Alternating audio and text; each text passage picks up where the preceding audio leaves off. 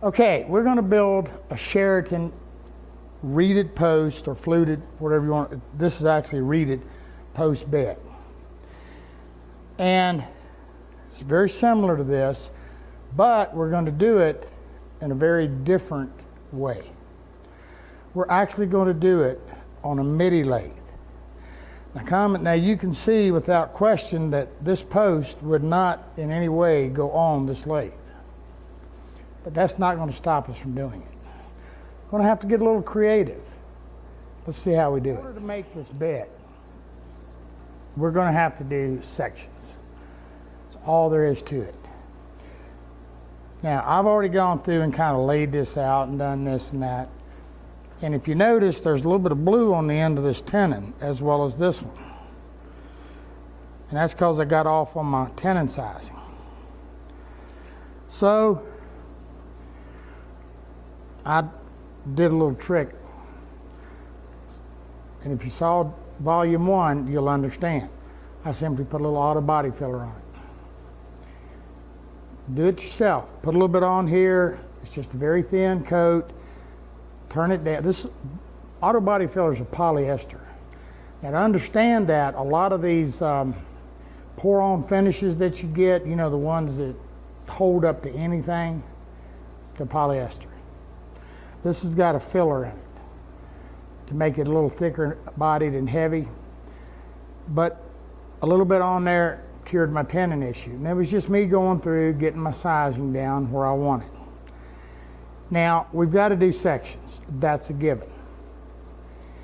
And one of the hardest things to do is when you've got all of these pieces and parts and try to put them all together to create a whole that is straight, everything fits nice. It's a little bit of a challenge, but it's not all that tough. One of the things we're going to have to look at is that when you're drilling these, you know, you're going to have to be drilling some mortises and you're going to have to be turning some tenons. When you do that, the easiest way to do it is when the material is in the square. And I'm going to show you how we do, but that also offers some challenges. And we'll take a look and see how that's done. All right, in order for us to make this bed, obviously we're going to have to do some sectioning. Now, you know, even if we made it on our big lathe, we would have to do some sectioning. Again, I don't know if too many people got lathes that's going to turn a 7-foot post. But doing it on this midi lathe, our confines are even less. But we can certainly do it. And the reason I wanted to do this is so that a lot of guys who have the smaller shops, small lathes, don't be scared to take something like this on. You can certainly do it. I know we did it this way forever. But like I said, we got to do some sectioning. And in order for us to section this, we've got to create some mortises and we got to create some tenons to put it together. And they have to go together well. Now, here's one, and I was just experimenting, playing. But if you look right here on the end of this tenon, you're going to see some blue stuff. That's auto body filler. I got my tenon a little bit too small. I put a little bit of auto body filler on it, let it harden, returned it. You know, what auto body filler is a polyester. To understand that a little bit, a lot of the tops, the pour-on finishes, then tops, those thick, heavy tops you see in restaurants, they're often called an epoxy, and a lot of them are. But in reality, a lot of them are polyester. It's very similar to an epoxy, and it is strong. Now, it's just a thin coat. Now, you take this, and then you glue it into a post, it ain't going anywhere. It's been, like I said in volume 1, it's a secret that's been around forever. Restorers and people like that use it continuously. Now, but hopefully we don't have that issue once we've got our patterns all laid out. But the other thing we have to do is we have to drill our mortises. Now, we can do it in a lot of different ways. one of the easiest ways is to do it on the lathe. Now, we touched on this in volume 1. And the easiest way to do that is drill it is when it's in the square. Now, what I've got set up here is simply put, I've got a drill chuck in the lathe, and I've got my bit. Nothing super about that. But here's what else I've got. And I've got this set up. Now, I made me a jig, and all it is a carriage or a slide. And all it is, if you look at the bottom of it, it's just a, notched out where it sits right in my lathe, and the lathe guides it. Then I worked out my height, and I made sure I was hitting dead center when I drilled. Then what I did is I took a piece of scrap. Before I put these on, I clamped it to the front, brought it up, mark my center, perfect height. Then I drew it over here. Did the same thing on the other end, was down in here, and all I did then was drew a center on my post, laid my post in here, and just attached me a couple little guides.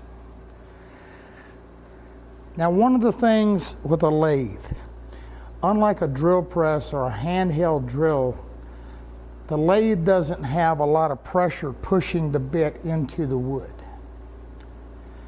And with that said, they drill a little. It's a little harder for them to drill, particularly in the case where we're using the sled. We don't have the tailstock back here to push it in, because this particular piece, we're maxed out on the length of this MIDI lathe. So you've noticed we've got the tailstock completely removed. But in order to take care of that, what I did was I took a smaller bit by hand, just a handheld drill, and I drilled my hole, just so I can get the worst of the meat out of there. Not difficult. So now all we got to do is drill it. And before I do this, depending upon their depth, now in this case, in almost all the cases, I'm going 1.5 inches. Actually, I am going 1.5 inches on all of them. All I have to do is put a mark on my bit, and that tells me where to stop.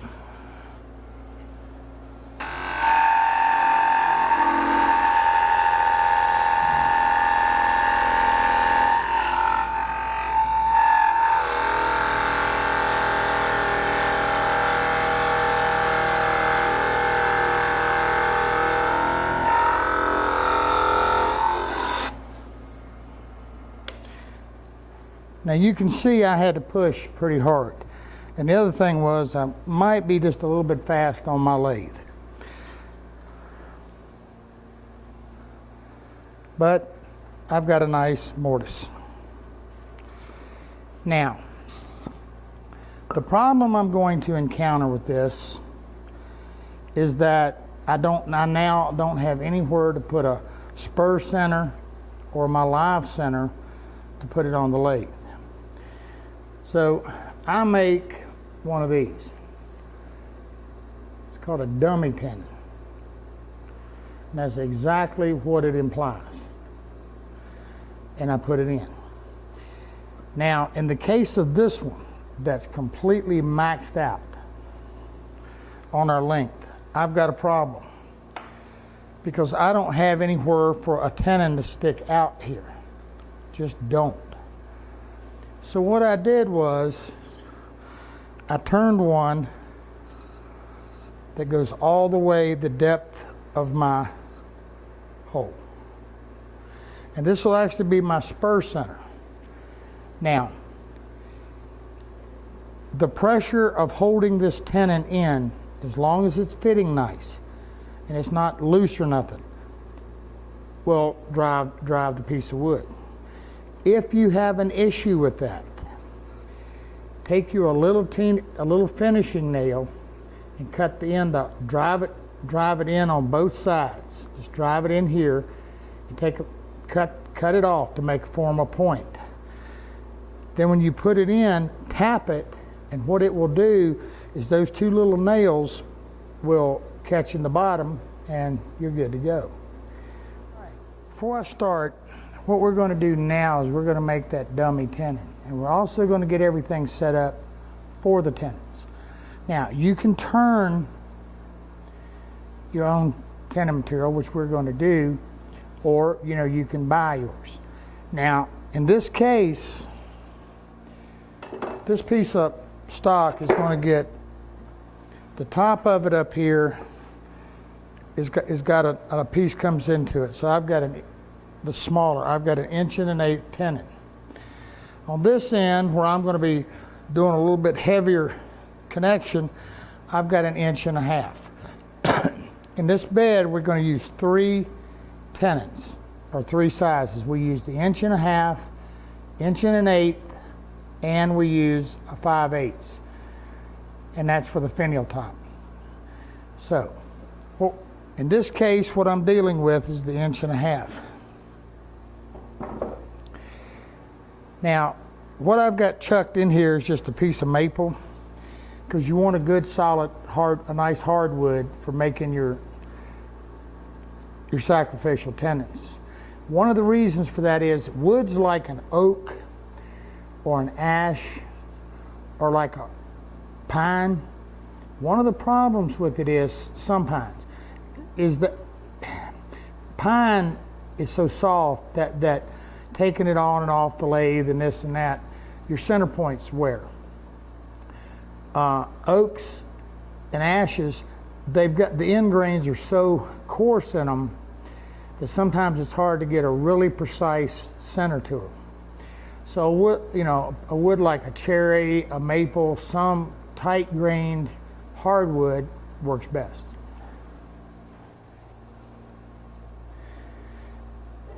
Now, to set my sizing, what I did was I'm taking my little sizer thing here, and all I've done is I'm using my actual drill bit to set my size. Helps if you got this in a vise. It looks pretty good. The other thing that this does is this will help you to make sure you've got your tenon size perfect. Now, the other thing I found in using the MIDI is that obviously I don't have the brute power that I have with like the big Jet 1642 behind me. So what I did was this is a variable speed, so I actually turned it up. Got a little bit more speed out of it. And it's just real simple. Just take your time, to go easy. But it'll flat get it done. Now what I'm going to do now is I'm going to just turn this around, and then I'll come back and work on sizing my tenon.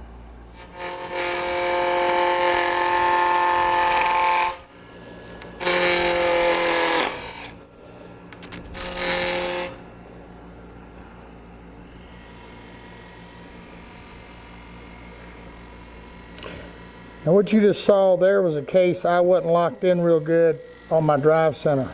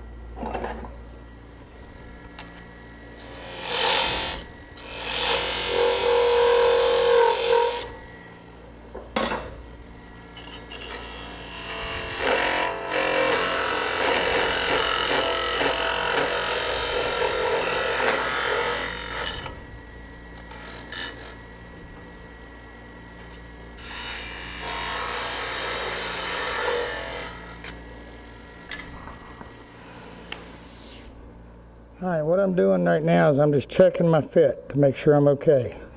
And I'm good. I might be just a hair loose.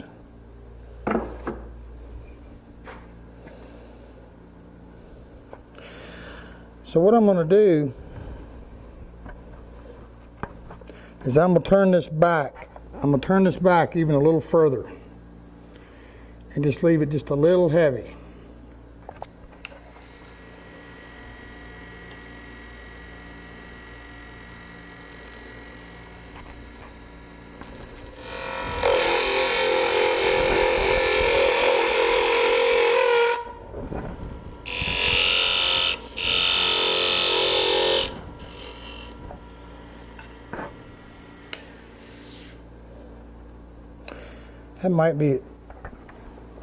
That might be just a little bit too heavy, but we'll check.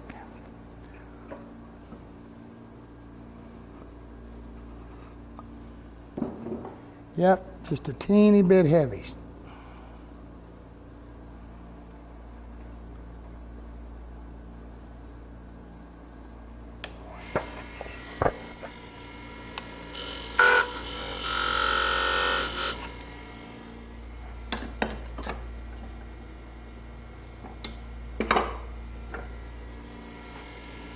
I was about to hit that with my, actually I did touch it, but I think I'm okay. So I grabbed a parting tool where I can get kind of tight here.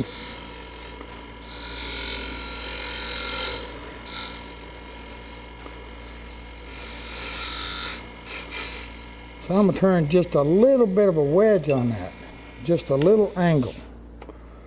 Kind of like a cork stopper.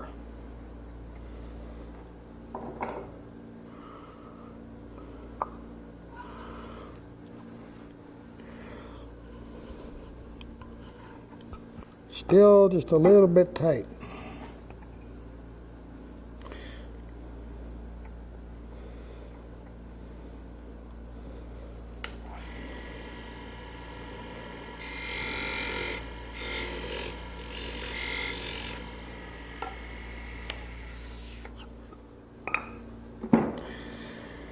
Oh, that is so close. It's just,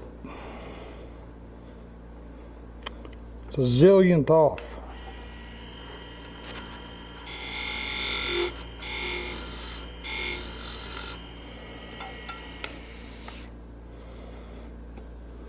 That ought to do it.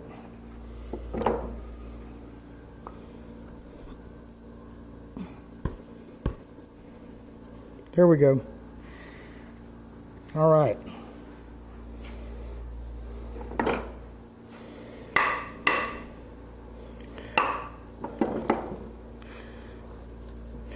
Now I'm going to go over here and I'm going to cut this off right about right there. And then I'm going to mark my center. All right, I got it.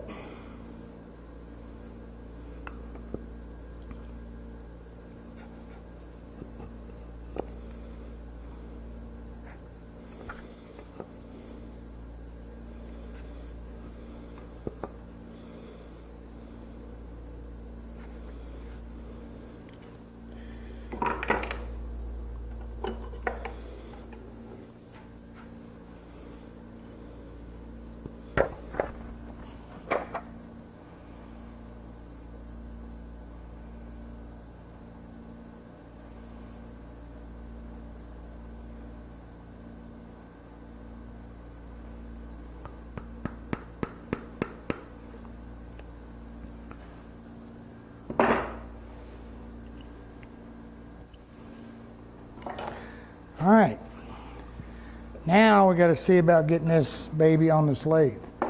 Now on the MIDI, what I'm going to have to do is I've got to back this thing up to where there's no room whatsoever. We're absolutely pushing the limits.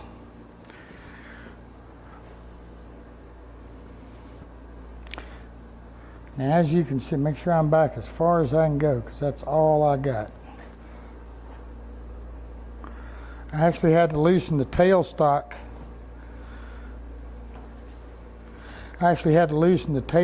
To get in here.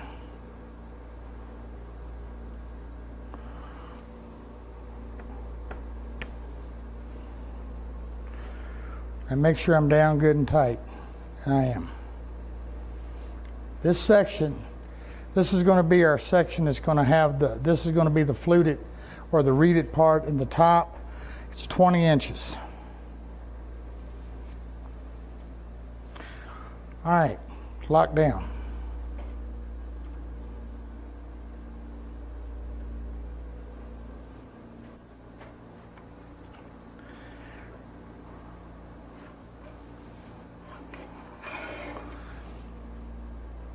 Now the big one is going to be my bottom.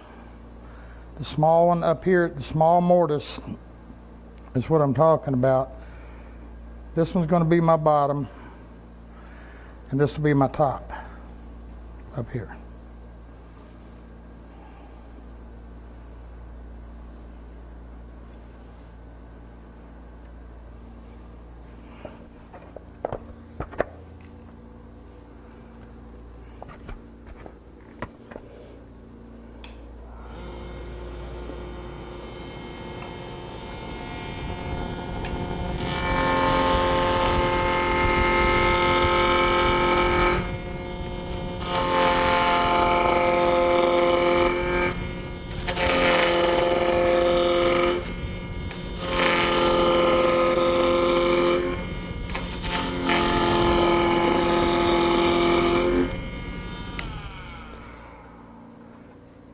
Now, because this is going to be turned completely, what should I have done?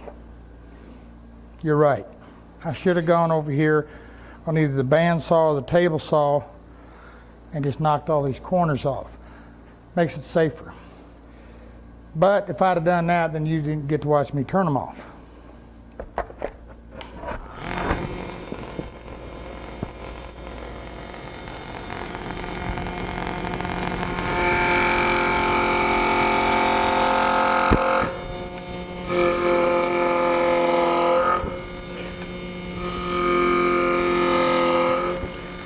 Now something I want you to pay attention to here, and that is, notice when I get this this is the gouge.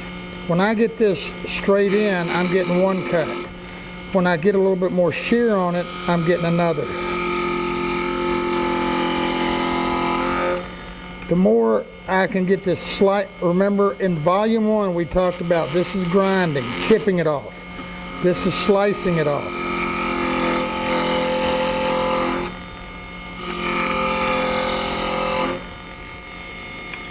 Big difference.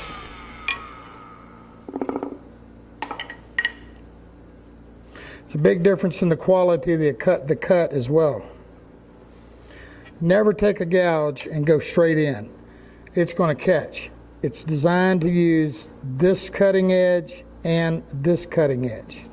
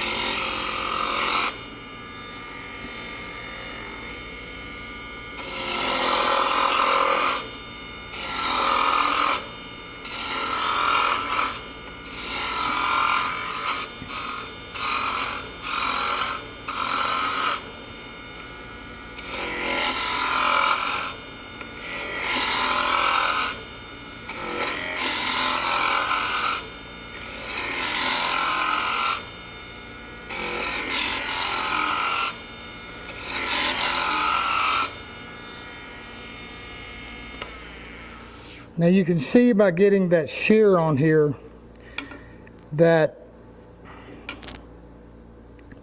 what I'm getting is just rolling it off. And I'm getting a pretty nice surface.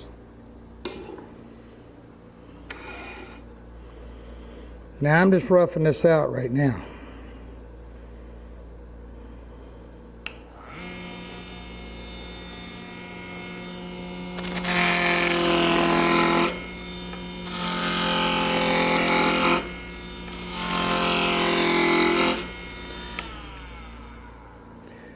watch the chisel. I'm catching from this point right here, and I'm coming right in under it just like that. See it? Right there.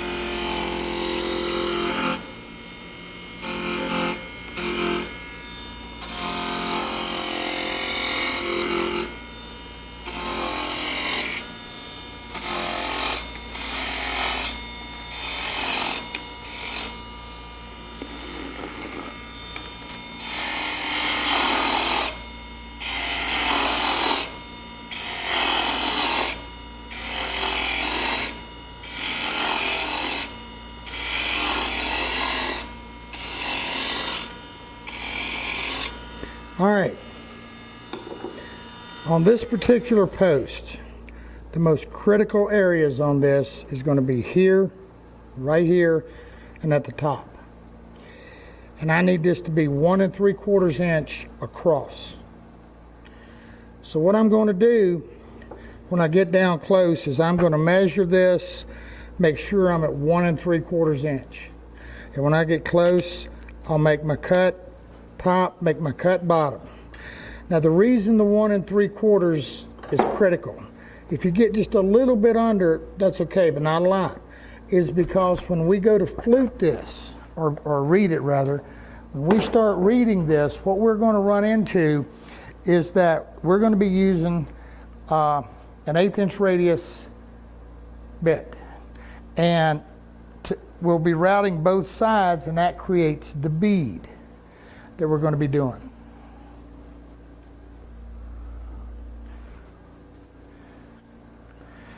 And to understand that, this is where we did mock-ups and played, and a lot of body filler here. But you'll notice that this is what I'm showing you. You know, I'm going to be routing an 1/8 of an inch here, 1/8 of an inch here, and that's going to give me my bead. So in order for me to come out equally spaced all the way around, I need to be right at 1 3/4 inches. If not, you're going to start getting weird looking stuff like this, and that's not what you want. This is the top, and right in this area right here, this very bottom, that's where we want the bead to form perfectly. Everything else, as we go down through here, it stretches out, and we'll come back and clean that up a little bit by hand. Now before we get into this, I'm going to explain my segmentation, or how I'm dividing this out, my sections. This piece we're looking at right now this is a different post, but this piece is going to be this right here.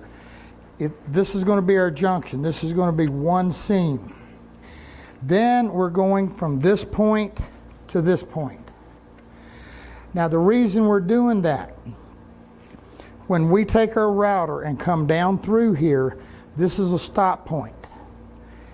If I make the seam here, what that's going to do is allow the router to pass on by and fully carve this for us, so we don't have to hand do it.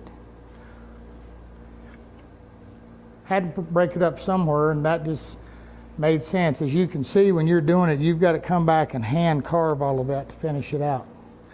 By coming past it, we're going to have a nice transition. Okay guys, one of the things I realized, I was talking about using this to size my tenon, and I can do that, or to size the bottom of it, but I can't, and here's why. As I'm looking at this, because this tapers in right here, if I cut this straight across, it's not going to work, because this has got to blend, it's got to roll right out. So what I did was, I took my compass and simply drew my 1 3/4 inch on both ends. That'll take care of that. So we'll keep turning and get this patterned out for you. All right, what I've done is I've came in here, and this is going to be this part of the post. Now one of the things that we've done is we've made this is like a bulge in here, and we've came up just a little straighter. We're kind of redesigning this as we go. And what we're after is having this piece come up, and then we've got our top goes on it.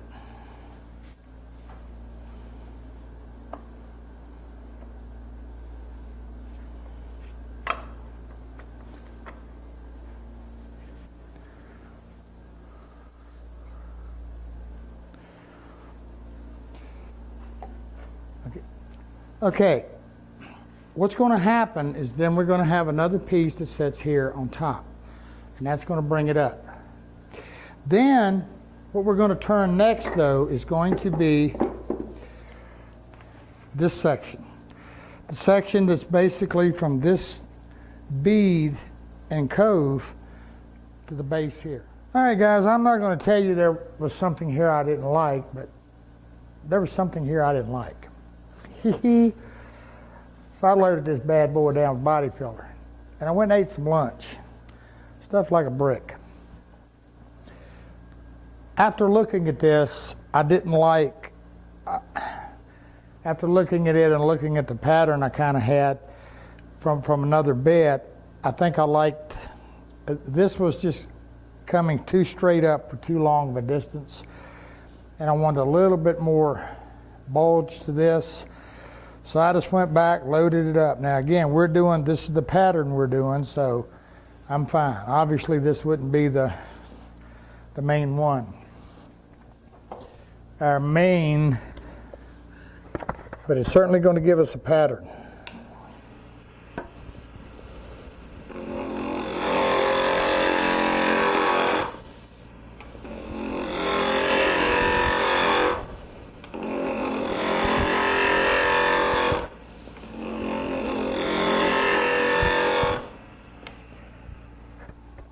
Now you noticed earlier when we was turning on this and we had wood, just wood, that poplar, the wood flying, you can see the body filter, it gets hard.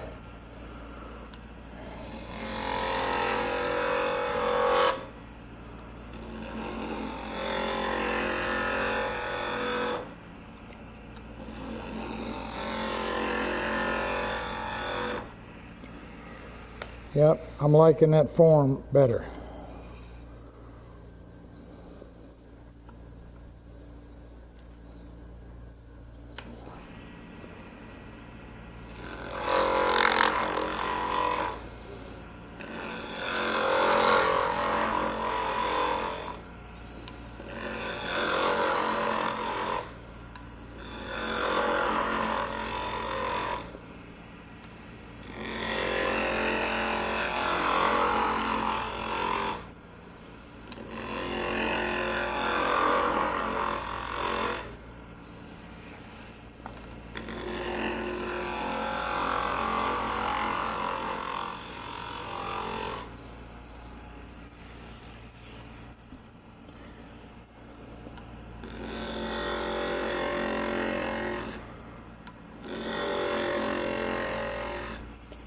Now, as I'm going along turning, I'm looking at this, you know, and you can't see it on camera, but what I'm just showing you here is that what I'm doing, I've got a little bit of a belly in this, and I want to get it out. I'm talking about that belly, not this one.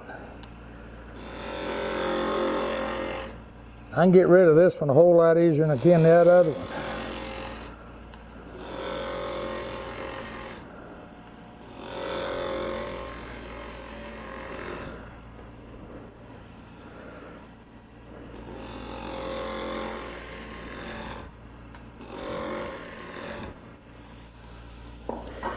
All right.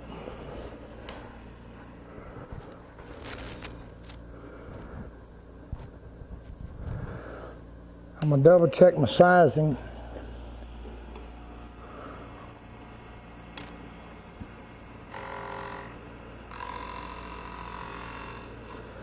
On the money.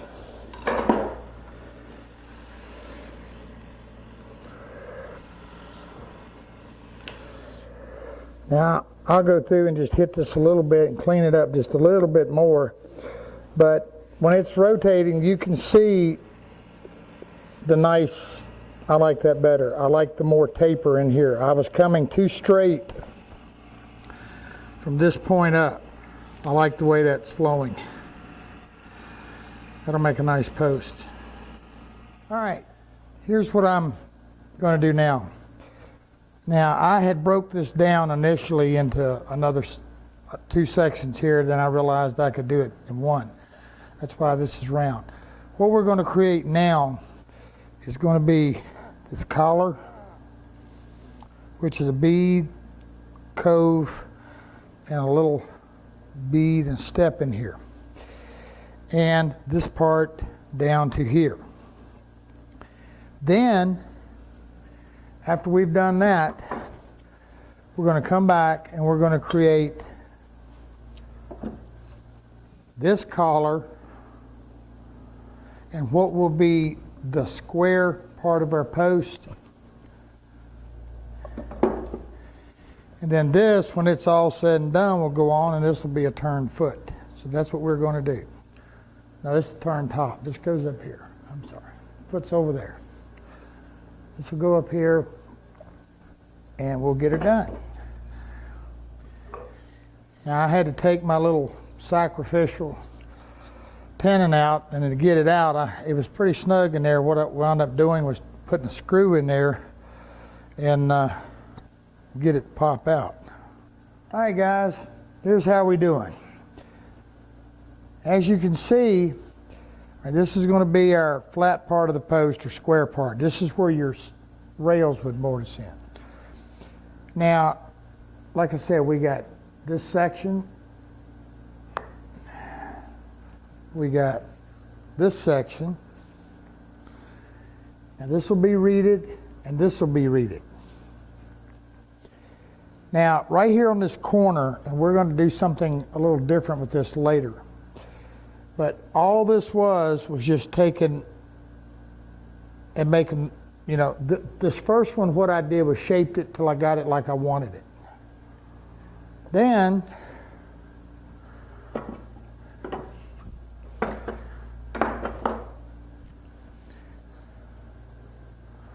once I'd done that, I took my, I still don't know what you call this, I guess a sizer or something or other. Tenon maker, I don't know. Then what I did was I picked me out some critical points. I took the outside, the bead, the center, and the collar. And what I did was I just sized them up. Now this one's got to be cleaned up a little bit more, and this transition point rounded a little bit, but I'll catch that in a minute. You can actually see, if you look very close, you can see where I cut right there. But I left it just a little bit big so that I could get that mark out. So what I'll do now is go back on the lathe and true all this up to where I've got a nice mate, or match rather, to the other one. The thing I want you to understand with this is that once you've got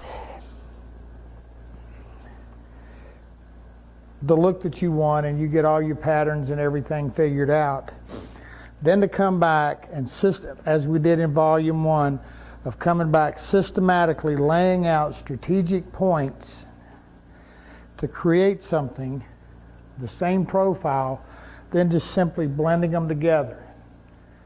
It's really not, you know, it's just not that difficult. And that's what we're going to do here. When we're done, we're going to come back and we're going to roll through and do a bed using these patterns.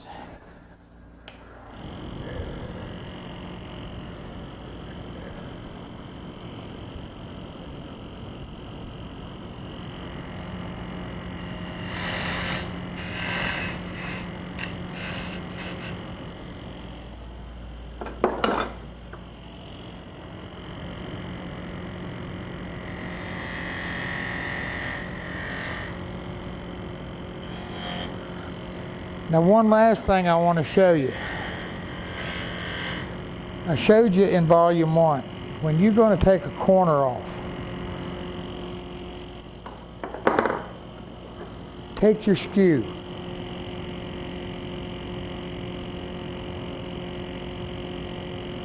And never try to come in this way. When you do that, what's happening is you're just beating it off. And it's going to chip and you're going to have issues. Come in on it from this side.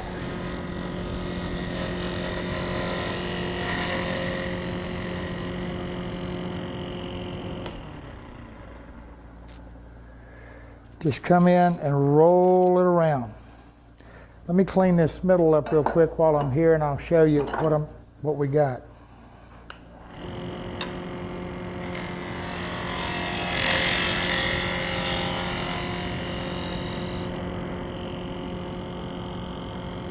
Now you notice I've got this laying right here where I can see it.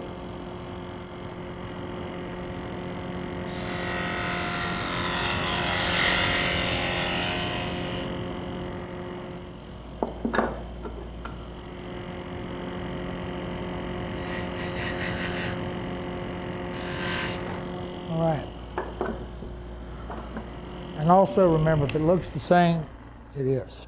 All right, we took that skew and we went in and just made this cut. We came in on it and just took it and rolled around.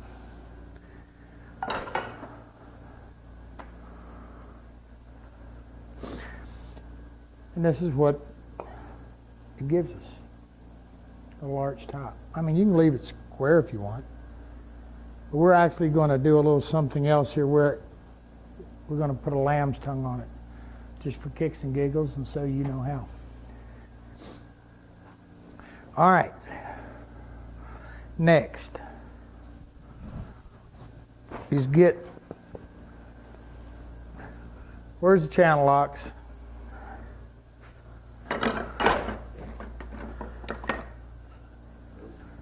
All right. Now what we have to create is our bottom. And we're going to do that next. And then we'll do the very top piece of the post, and then we'll do our finial.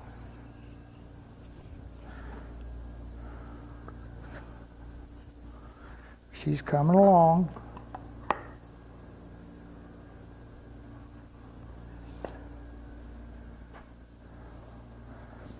Now I'm going to give you a tip. What happens if you get off a little bit and that don't line up? Now, I didn't tell you this.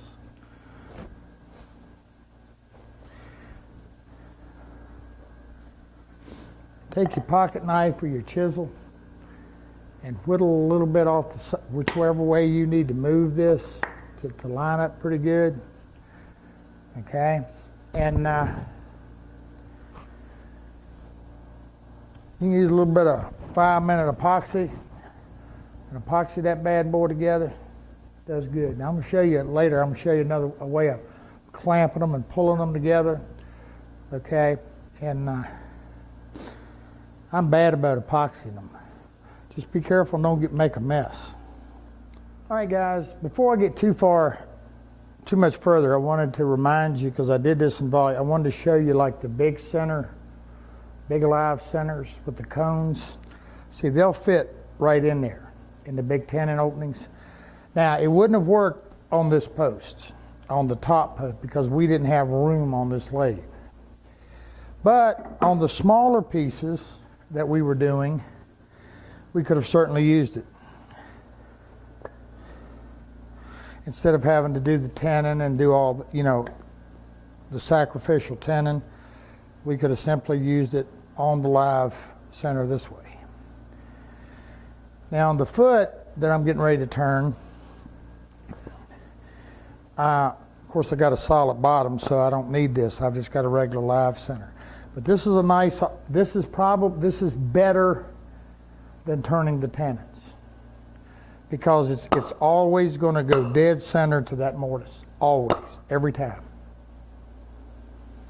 In using the tenons, the sacrificial tenons, and we had a little bit of an issue, and I want to show this to you.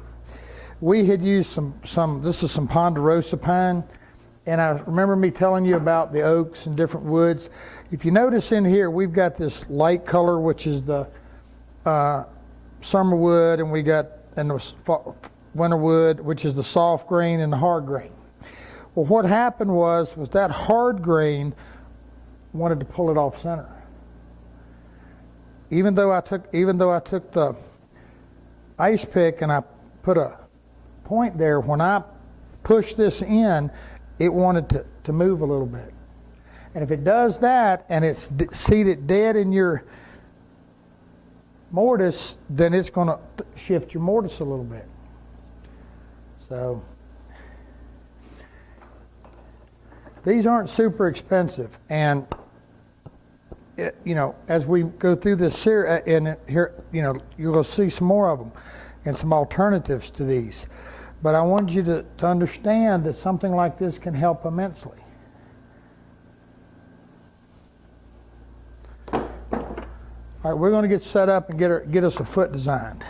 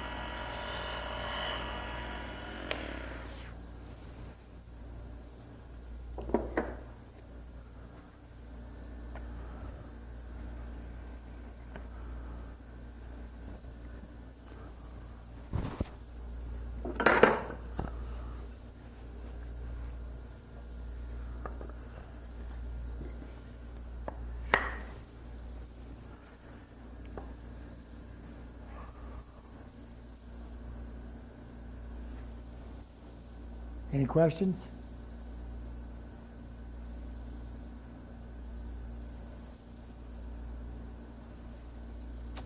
Now we go to the top.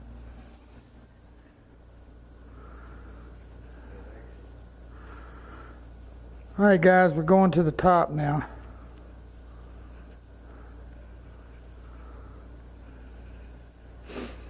And all I've done is set it together and trace this because there's going to be a bead that's going to come out, and I'll just kind of eyeball it, go from there. See what I got? Now, I've got that cone-shaped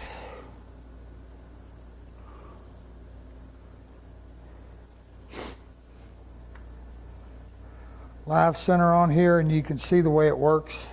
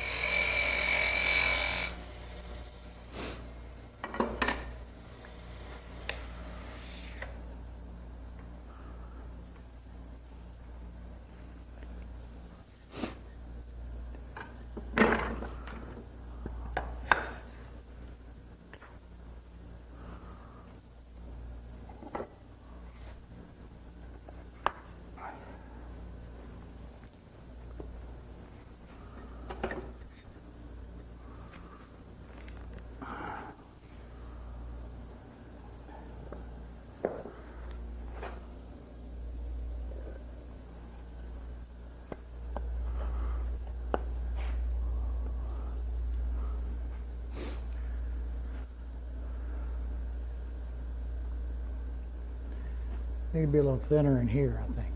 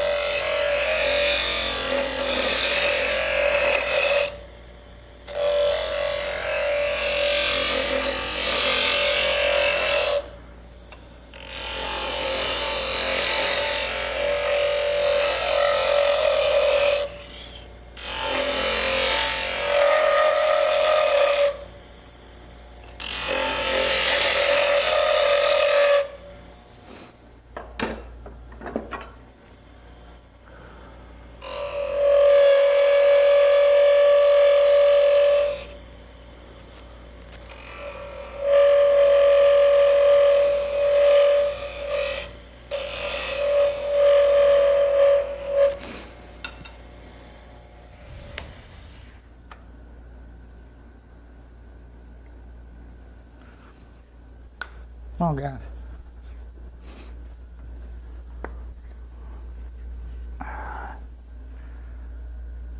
Verdict's out. I can take a little bit more here and here. I think I still got a little bit too much bulk up there at the top. I like this because once we top it with the finial,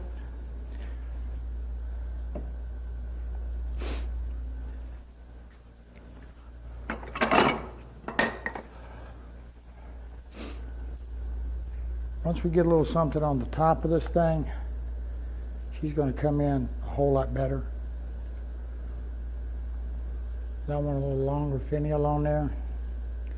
This is off another bed.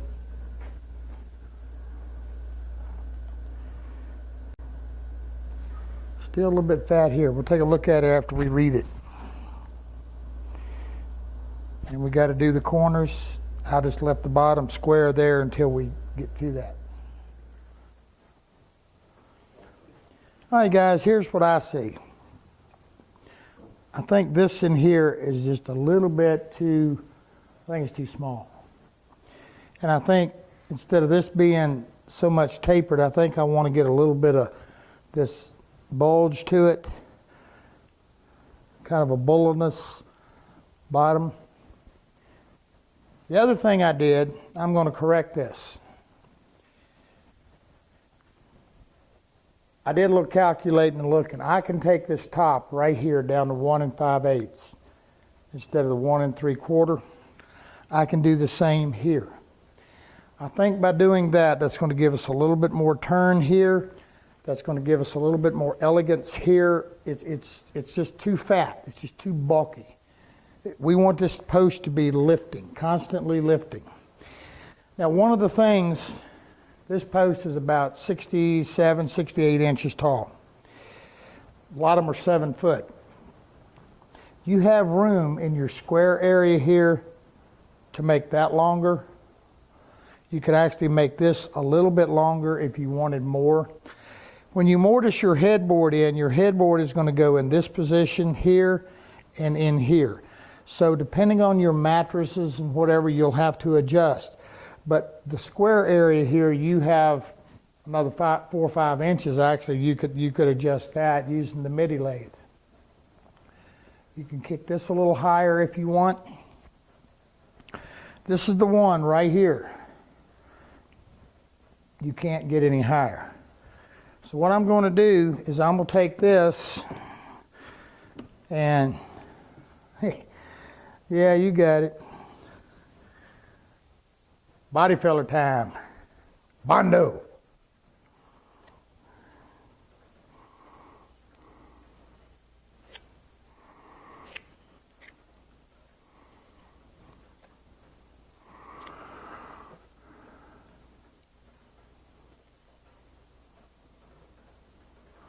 You guys ever seen such a mess?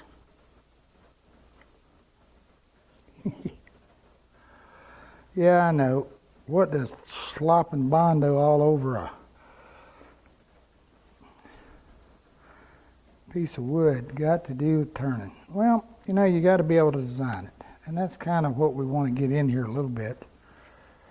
But now you're not going to have to worry, because if if you like this bed, then you're going to have the patterns to it.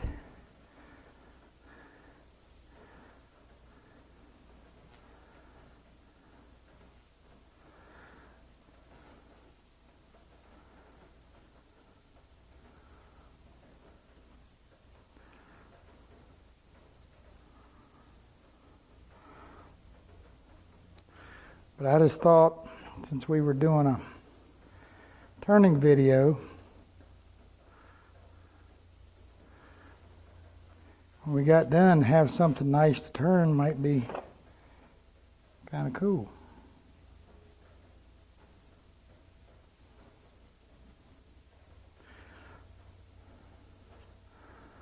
And once we get this patterned out, then we're going to take these patterns and we're going to concentrate more on duplicating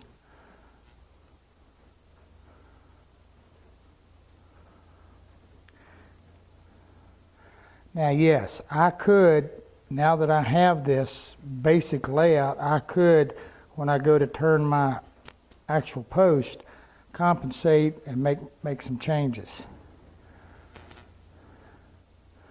But sometimes it's easier to have those reference points going in. Now, if you're using a duplicator, then you definitely want to get this right. Now, earlier you saw me turning this, so I'm going to let this, it's already setting up. So what I'm going to do is let this go just a little while, and I'm going to catch it before it gets super hard. Probably take another coat to get just like I want, but you know, in woodworking, we talk about this a lot. One of the big things is I call it telling the story, understanding what you're going to do before you get into doing it. It's a lot, you know, that's a big part of it. You know, usually, and particularly if you're dealing with customers, usually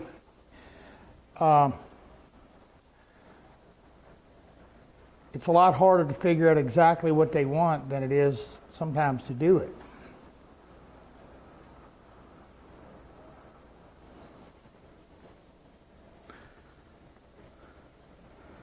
Told you it don't take long. It's pretty warm today, so still just a little sticky. Now, what I'm going to do is I'm going to take my scraper and just kind of start shaping what I want. And again, at this stage of the game, all I'm trying to figure out is my sizing, my sectioning, everything. Like I said, when we get done, we're just going to take and split this saw it right half in two and trace it and make the patterns.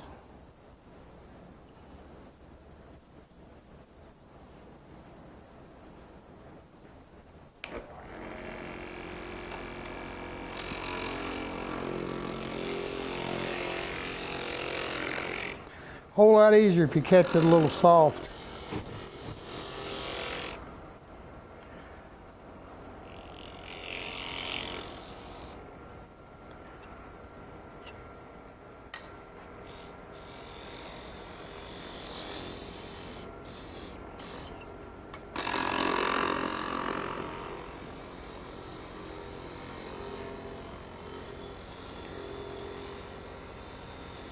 Now I'm just going to turn this top in just a little bit.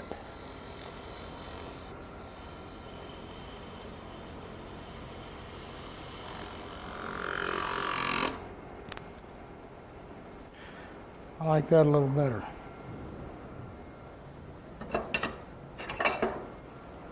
Now I'm using that skeugee. Can't even say it hardly.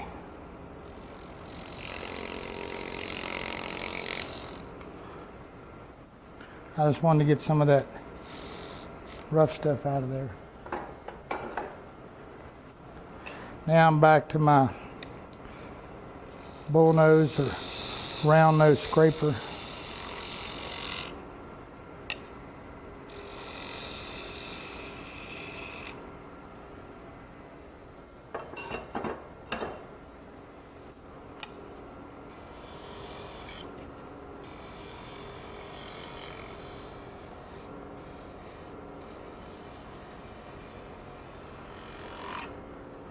And to create the bulge that I want a little bit, I'm just kind of taking it out here and bringing it down.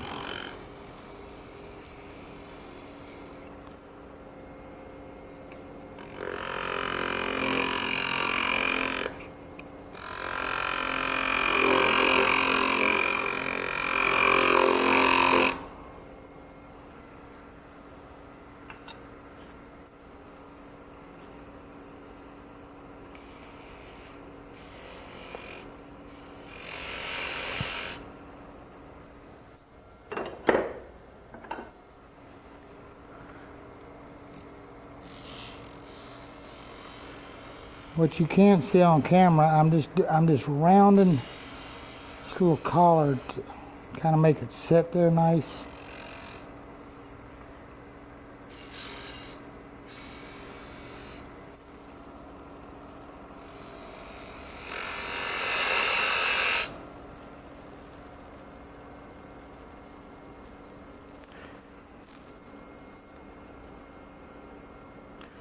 I like that better.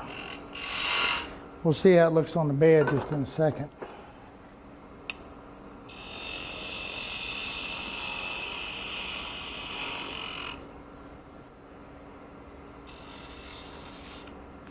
Now, I told you that this needs to come down now to 1 5/8. So that's what I'm going to do.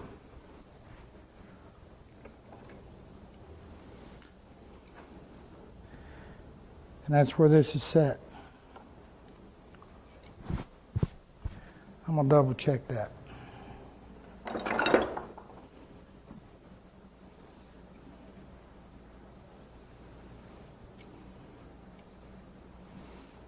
Actually, I must have moved a little bit.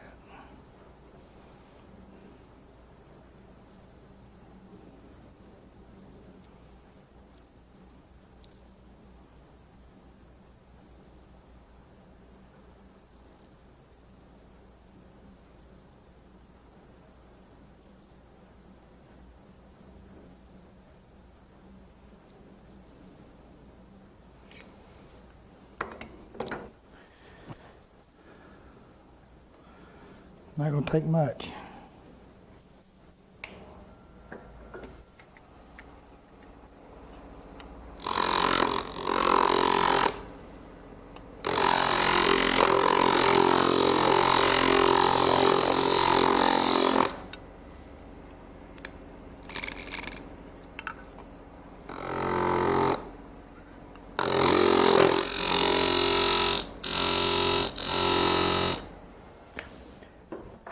Now you notice on this, I'm using the cone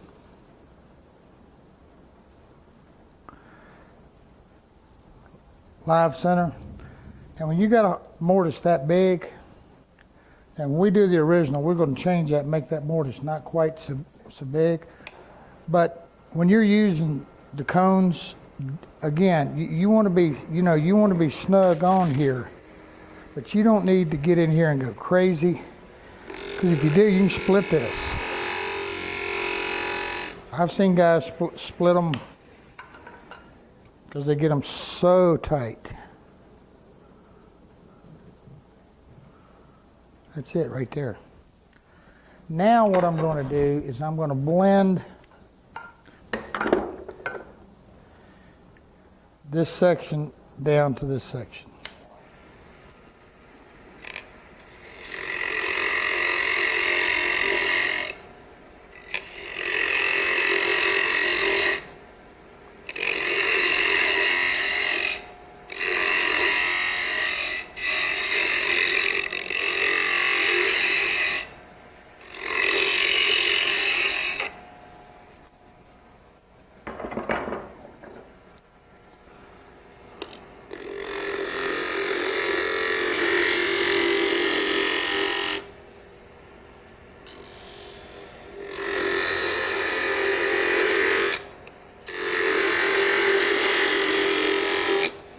Now while I'm using this scraper, that's something you've seen as I'm turning. Now you want to stay really flat to it. If nothing else, whether you're pushing or pulling, is to maybe tilt, just back cut a little bit and use part of it, part of the edge. Otherwise your little corners can dig in. The same thing happens with a bench chisel.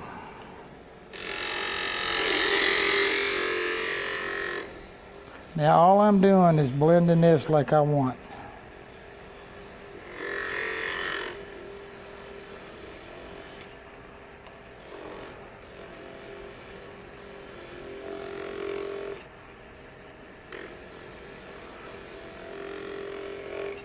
You know, when you're designing something, how something flows and sizing, it just makes all the difference in the world. Here's a caution. Men have a tendency to really, particularly in the beginning, they have a tendency to overbuild, make things too big, too bulky. You know what I'm saying? They want everything huge, massive. It doesn't have that graceful appearance.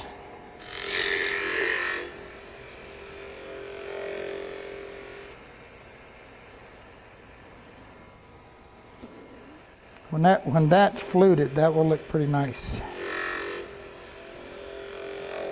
I keep calling it fluted, it's actually reeded. Fluted is when you do the concave grooves.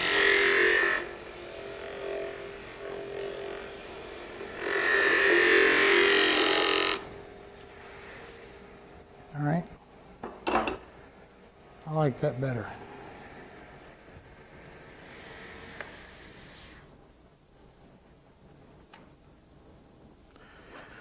All right, guys. This is a little fatter. This is a little narrower. A little smaller here, smaller in this area. Now, to my eye, that gives a nice, lean, elegant looking post. This area, up in here, the top, the bottom, have all been reduced by 1/8 of an inch. And I don't know how well you can see it on camera. This has been increased out here about, I guess that was actually increased about 3/16, something like that. But the point is, and what I'm wanting you to get is, yes, we're learning to turn. That's why you're seeing so much. See the way these chisels are being used on the wood and whatever. But also, you know, in doing the, you know, where we're doing the sections, and how everything interrelates. It's refining it. It's refining your form. And like I said, you want everything on this post always lifting. I think we have a post that we can live with.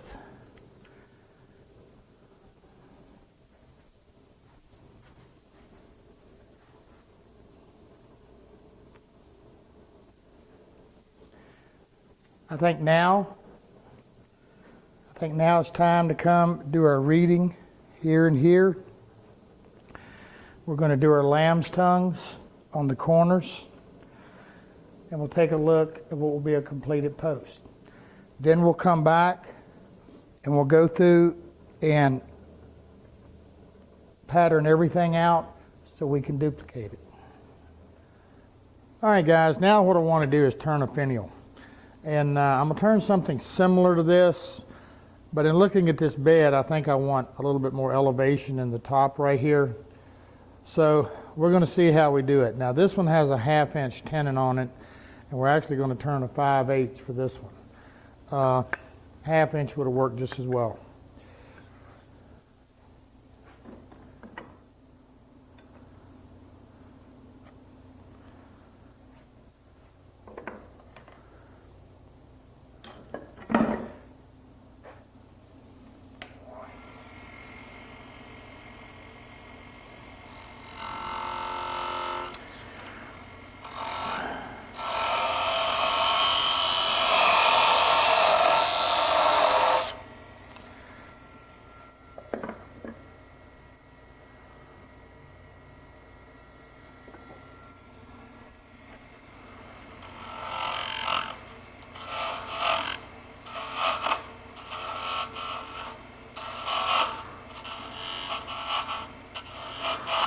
Now all I'm doing is just hogging down.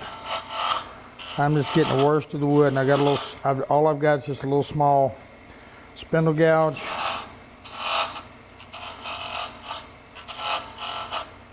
Now I've got my speed turned up here a little bit.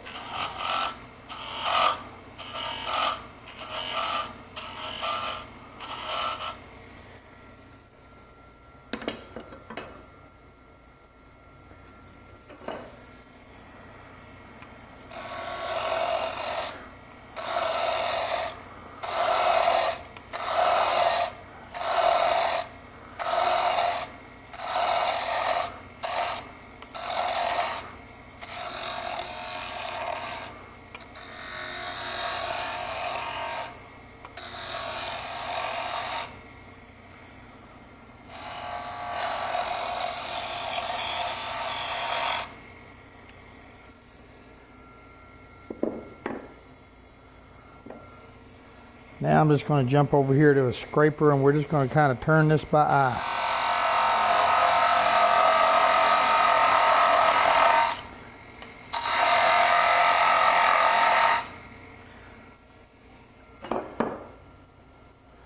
Now one of the things I'm going to want, if you notice I've got a bead right here, and I want the bead to go beyond the top. So So I'm just going to take a caliper and get it pretty close.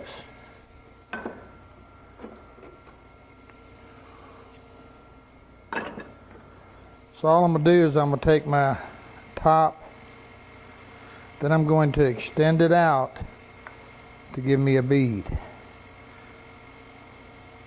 About a 1/4 inch on either side of the top. That'll do. And I can tell you now, I got a little bit of ways to go here.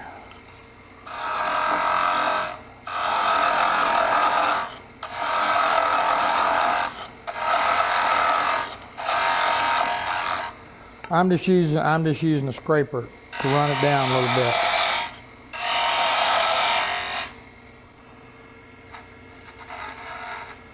That's it.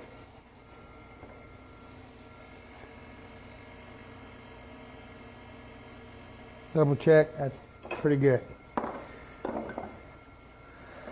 Now to make this thing flow nicely, I've got a little collar, then I've got a little cove, and I come into something smaller, then I've got the urn shape.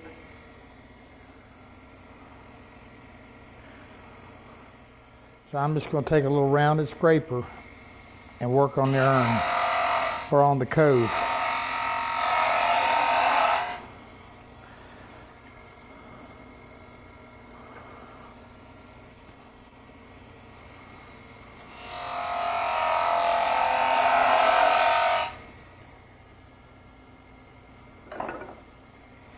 I want to cut it from a bead.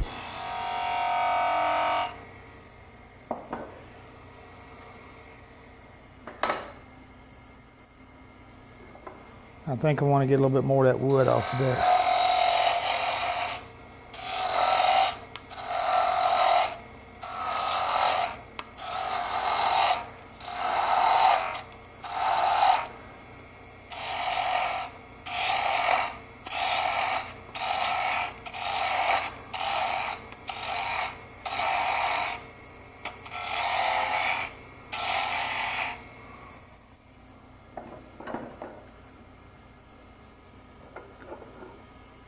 I think I'm going to switch to this skew.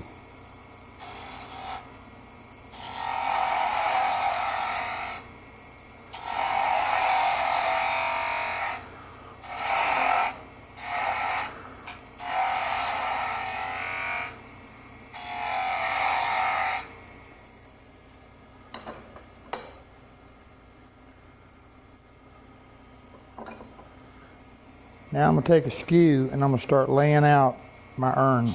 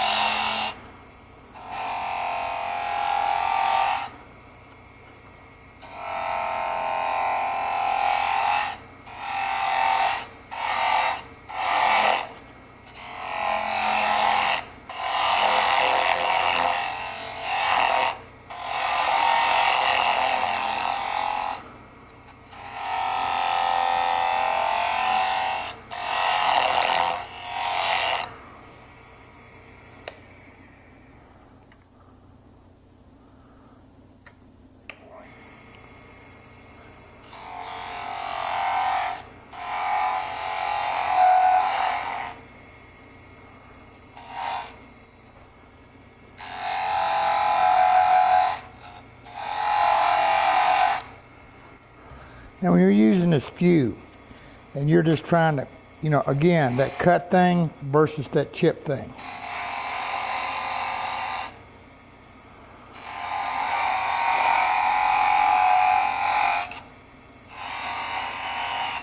And when you're roughing out, remember you're doing just that.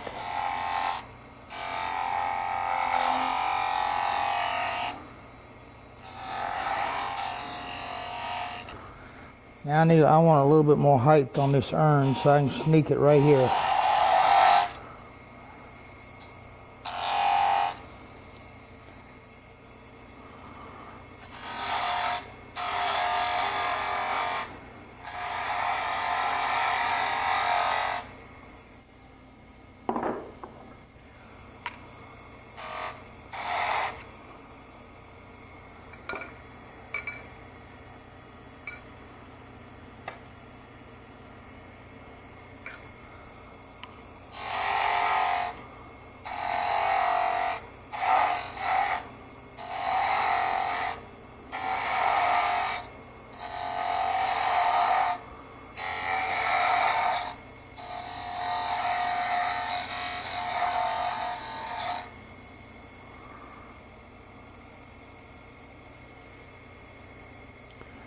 That'll do.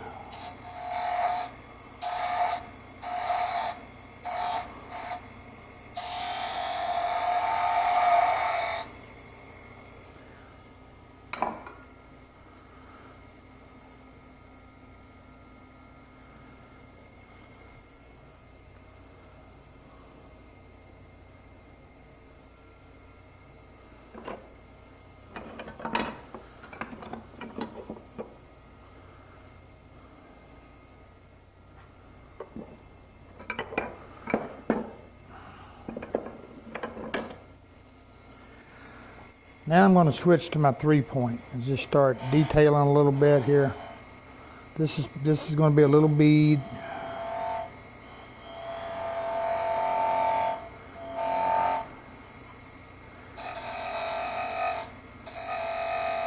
A little flat there. I'm going to form the bead.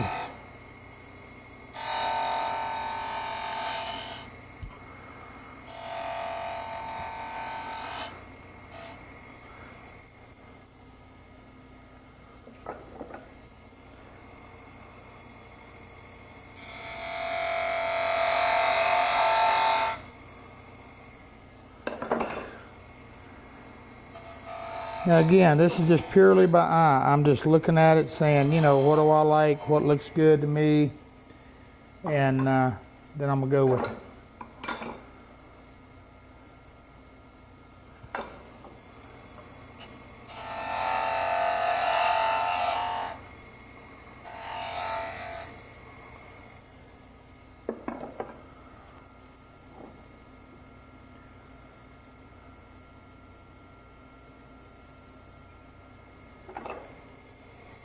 I want a really nice sharp cut right here in this bottom at the urn. That gives it a definition, a nice definition in there.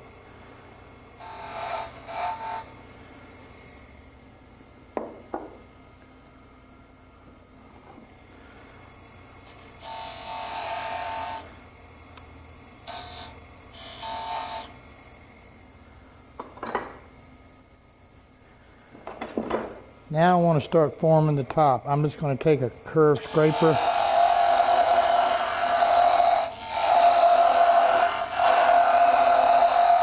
Might not hurt to sharpen that scraper.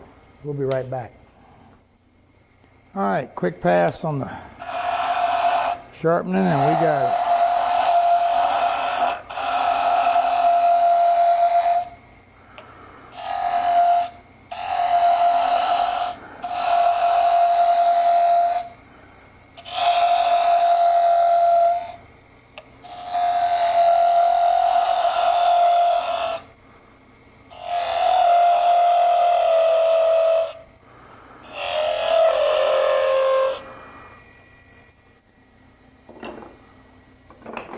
Now I can define my bead here.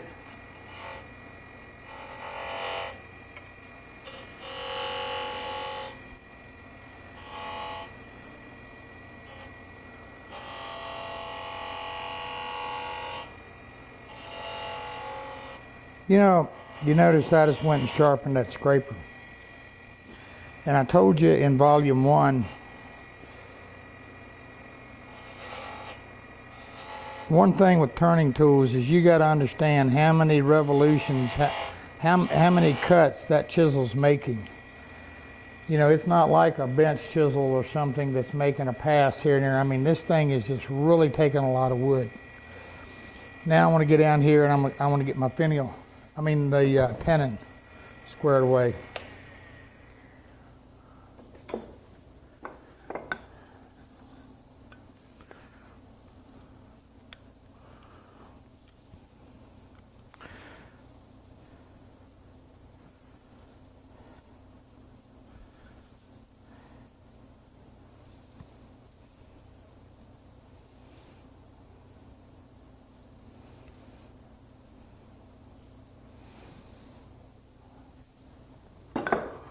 Now one of the things I got to be careful of is I've got my spur center coming in here. I definitely don't want to engage that, so there'll be a little tab left there. Take a look. I'm way too big. You can see that, right?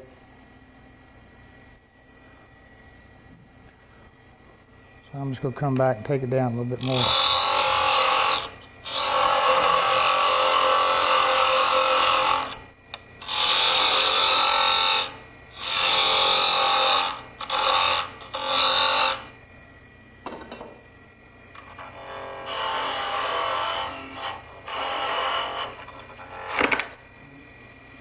That wasn't good. Don't do that. I got back too close to my spur center. Didn't do my chisel any good either.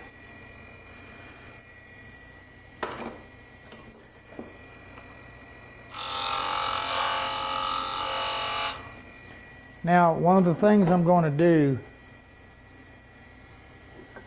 is I'm going to do that little back cut on the very base. That's going to make sure it sits down nice and tight and flat on the post.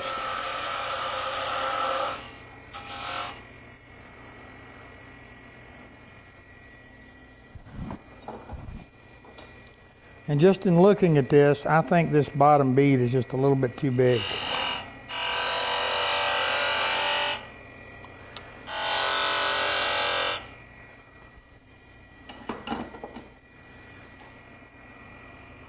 Yeah, I like that better.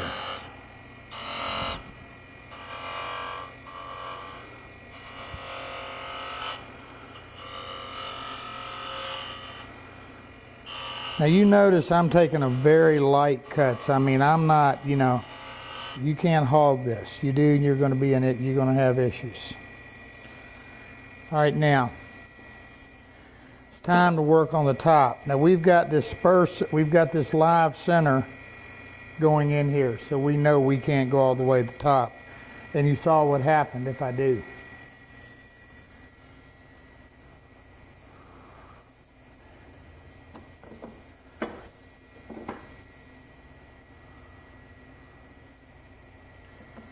So what I'm going to do is I'm going to come in here and I'm going to form me. Let me see here a minute.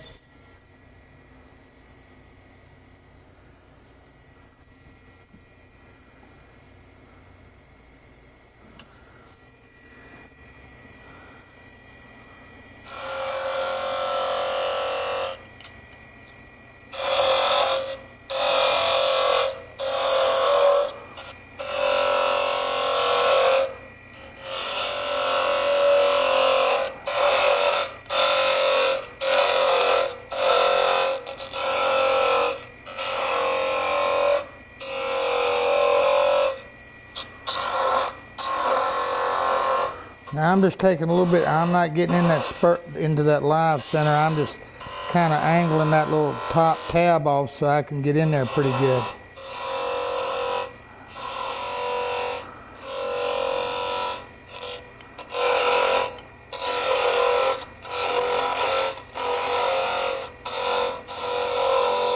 I need to sharpen this.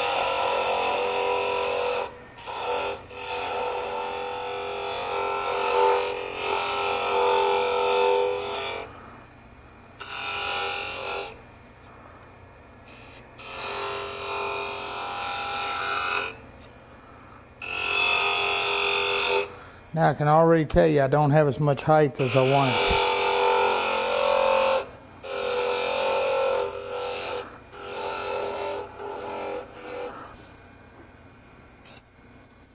Now I'm getting down. Can you see that little tip right there, that little teeny? You might want to move over here, Ed.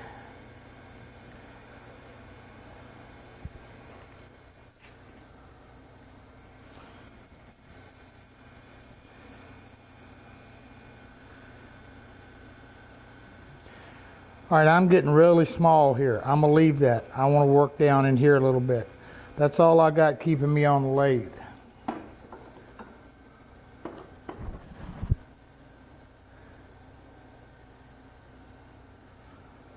But the thing I want to do is I want to go really slow and easy,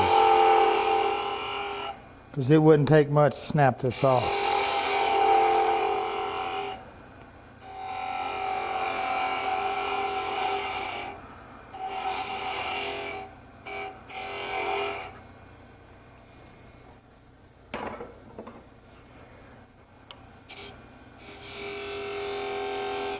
Now I'm going to put a little bead right here. And I'm going to come in on this and create my bottom to my little top.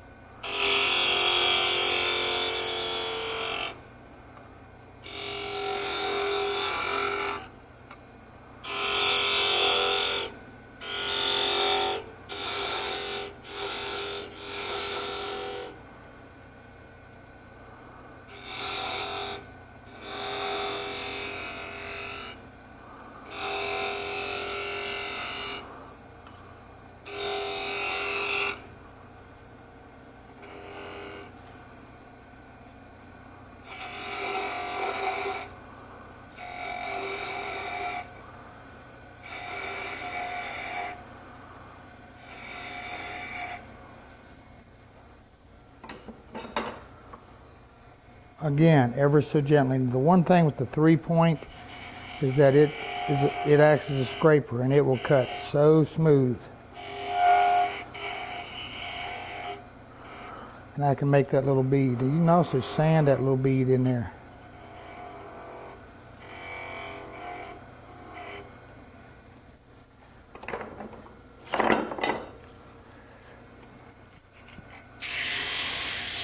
Now's the point, whatever sanding you're going to do, time to do it.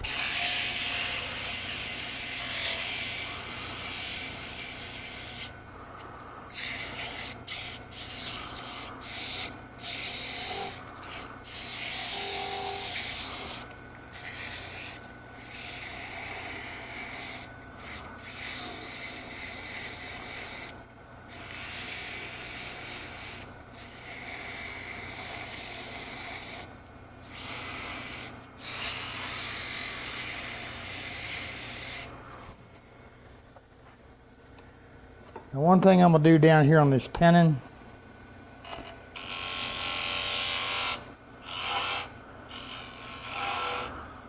is I'm going to turn me just a little bit of angle on the bottom right there. That'll be where I cut it off.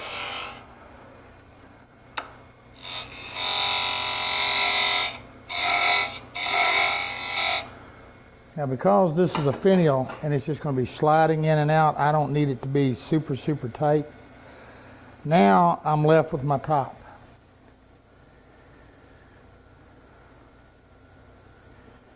Now this is going to get a little precarious here.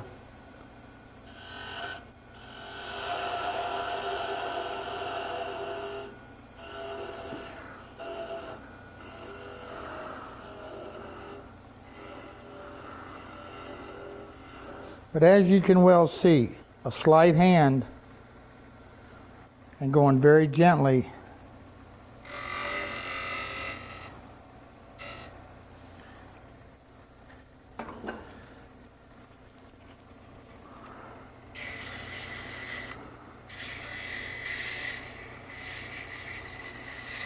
but I will give you a hint. If you're turning a finial like this, always cut enough for about 5. 6 won't hurt. That's assuming you need 4.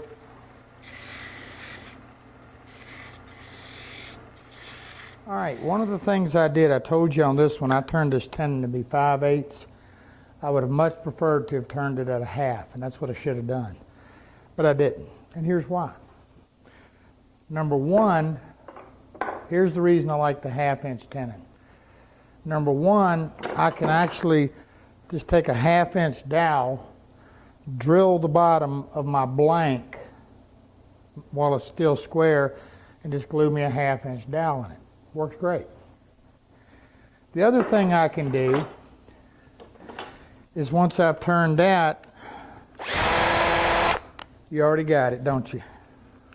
Or I can do it in a drill press. I can put in a 1/2-inch drill, sand my end off. Or if I need to touch up, and when I'm finishing, if I need to do mid-coat sandings and whatever in between coats, stick it in the drill and You got it.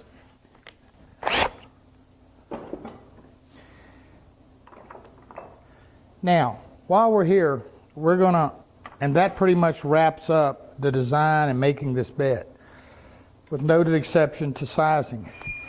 But before we get to sizing it, I want to show you some other things. All right. When we began turning this post, I told you I had various size tenons and I was working with them on this. When we turn what's going to be a maple post just in a minute, to look at our sizing, the thing that I want you to understand is I changed the tenons on it. I changed everything to 1 inch. Now I did a little checking and whatever, and having a 1 inch tenon, now that's everything except for the top. This will be 1/2 inch. Everything we did will be 1 inch tenons. Now I showed you doing the plugs to where we drill a plug and we set it up, you know, that goes down in here. Now I'm going to show you something else. A lot of times you'll see bolt turners, you'll hear things referred to as a jam chuck. And what that is where you turn a pattern that the bowl can be forced on, and just by compression or jamming it on there, it holds it in place. Well, it works the same when we're doing sectional turning. When we have a hole like this, we can actually turn a small plug, just like you see here, like a cork. Slight taper that fits in here, and it goes in on a taper. By going in on the taper, it will also make sure that we're coming in dead center. Now, the other thing one of the things I didn't do here, and I want to tell you about it, is that when you're on the lathe, you can turn this larger so that, you know, it would be sticking in it like this. What you want to do is put you some cut marks. I'm going to show you what I'm talking about. This is probably the best way to ensure that you're dead perfectly centered and everything is nice and good. Just simply go through, take your skew, take your, you know, parting tool, and put you some cuts.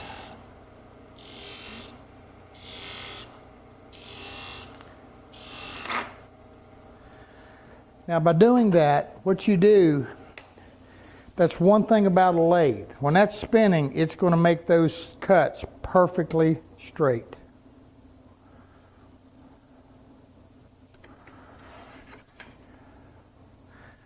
So that when we start going in, we can look and see it's a gauge. And what it does is it allows us to be sure that we can look all the way around and make sure we're not sitting in there twisted or anything.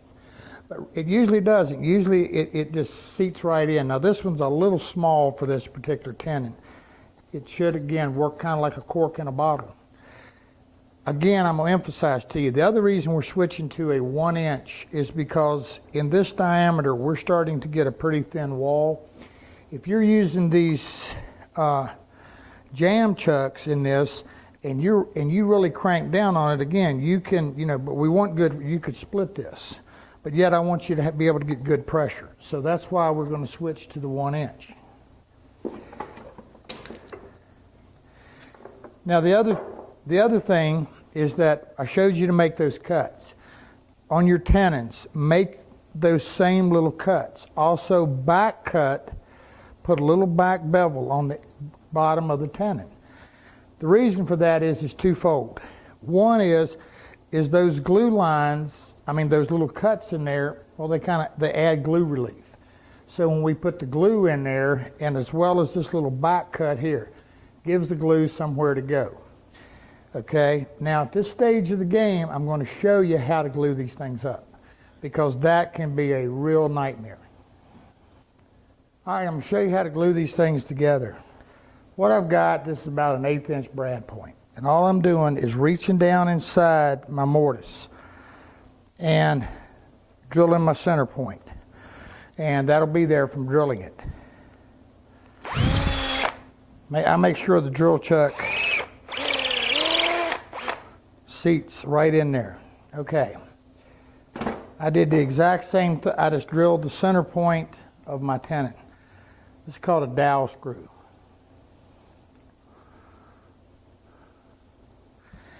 Now you would have put glue on everything.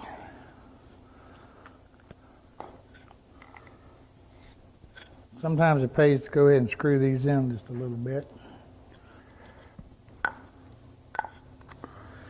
you've already got it figured out. Now this is about a 3/16 1/4" dowel screw that I'm fighting to get in here.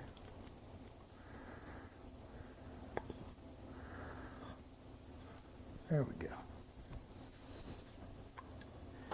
Now again, this adds some support, and if you wanted to make a knockdown post, I think they would do just fine.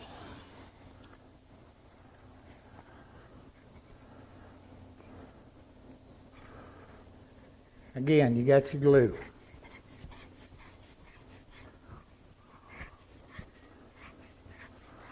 Now you see I went back and cut the little grooves in that.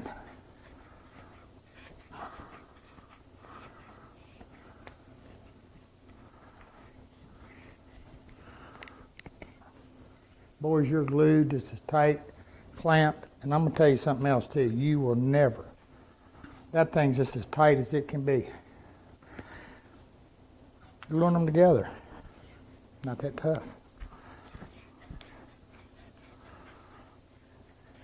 Now, do I think that I could just forget the tenon and glue them together? No, I don't. And as far as a knockdown post, I don't think the dowel screw, one of them would have to have an insert put in there with the machine screw, because you keep taking these things apart, that screw's going to wear. But those things are cheap, like 20 cents a piece or something, 30 cents. But I mean, to clamp it up, that's just the slickest way in the world to do it. And it'll pull it nice and tight. Now what I was going to say was, do I think that just forgetting the tenon and just doing a center with the lag bolt with the screw, I guess you could, but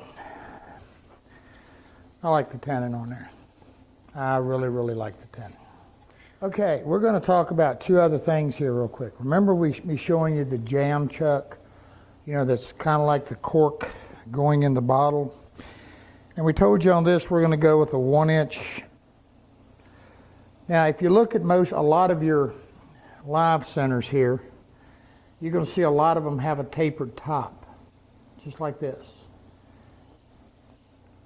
Now the cool thing about that is that with the 1-inch drilling, it acts as a jam chuck. That same taper will help keep us. Now there's another problem, and this problem comes in predominantly when you're trying to turn a long leg that's thin, that's small, or you're trying to turn a chair rung, which is nothing more than a dowel. And even when you're in the square, it's almost, you get a lot of spindle whip. That thing just wants to whip like spaghetti. And that presents an issue. Because it's in the square, we can't even get a steady rest on it. And some legs, you're going to be required, to have square points within the leg that, mortises or, other pieces connect to. So that makes some really difficult turning, because we can't hold it steady. Well, here's something that helps immensely, and I use it constantly. Take a look at this.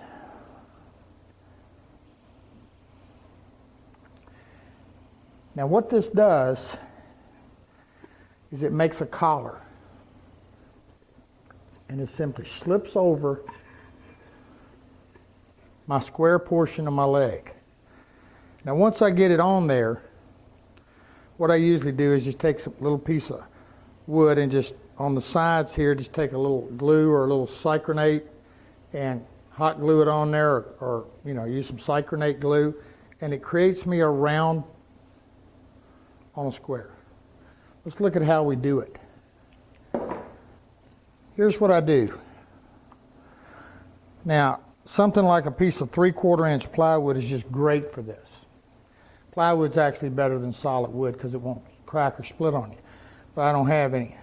I take just a regular piece of wood and I draw my center. Square piece of just 3/4 inch stock. This happened to be about 7/8. Then I go to my lathe.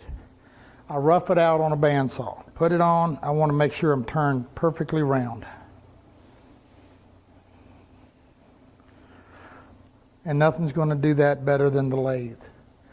Now in this case, I'm turning end grain, flat grain, and everything else. I want to go easy. And I want to get a flat surface. So I'm just going to take a scraper and ease into it.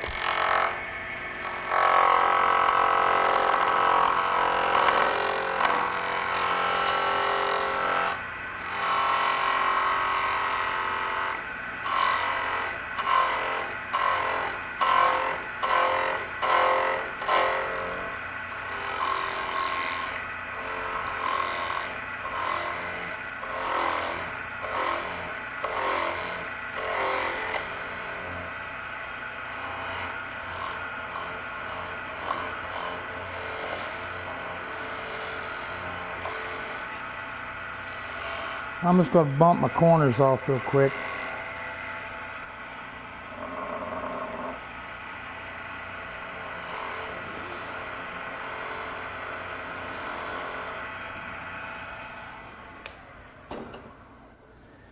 All right, I'm nice and round. Then I'm going to take it off.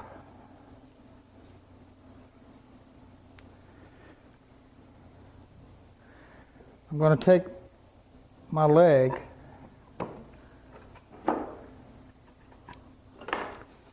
and I'm going to set it on here. I should have drawn my points. And I'm going to put point to point. If and when I've got all my points lined up, I should be centered.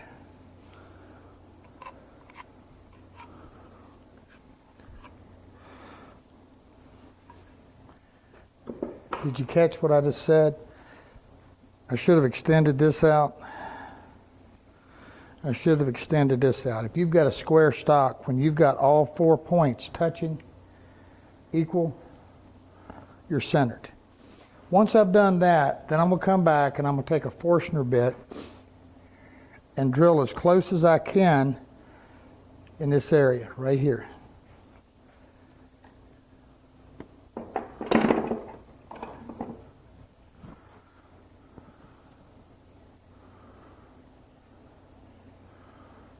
I want to get just slightly bigger than,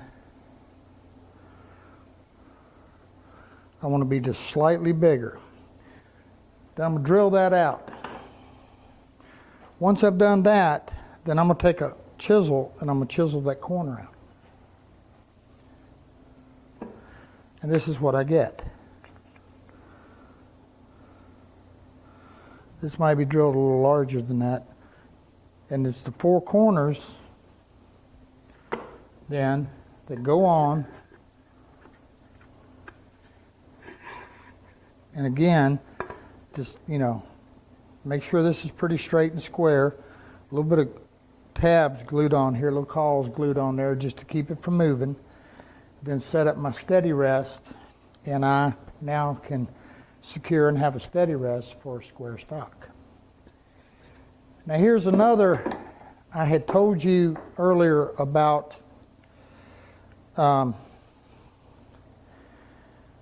using inline skate wheels and roller skate wheels and things of that nature.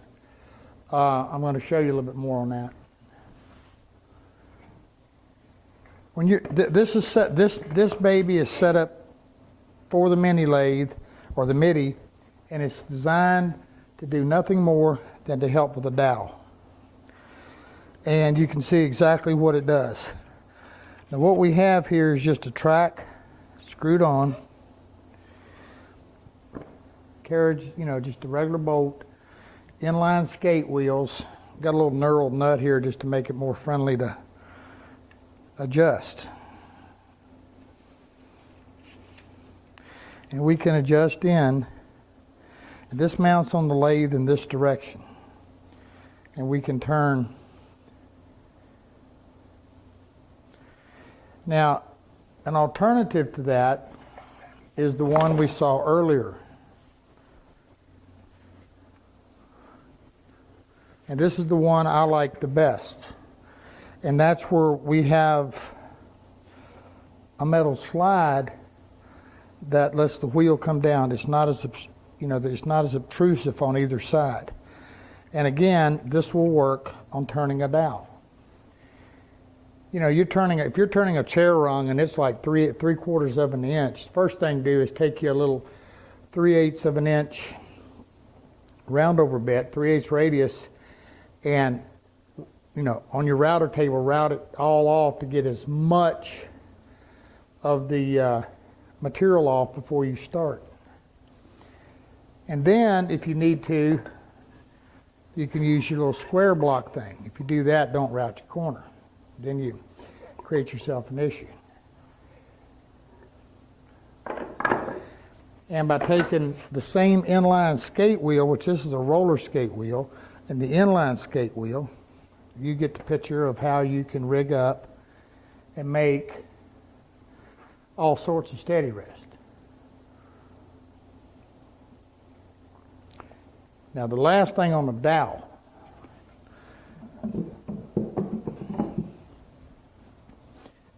You really want to go easy with them and, turn them as short as you can. And again, a steady rest is just going to be an absolute must. Now that said, that brings up another issue here, and that is this segmental turning or this using, different pieces like we've been doing, sectional turning, if you will, is that we're not stretched out here real long. So it really cuts down on the amount of steady rest you have to use, because obviously the shorter the piece, the more stable it's going to be on the lathe. It's only when we get stretched out here that we start getting all that spindle whip.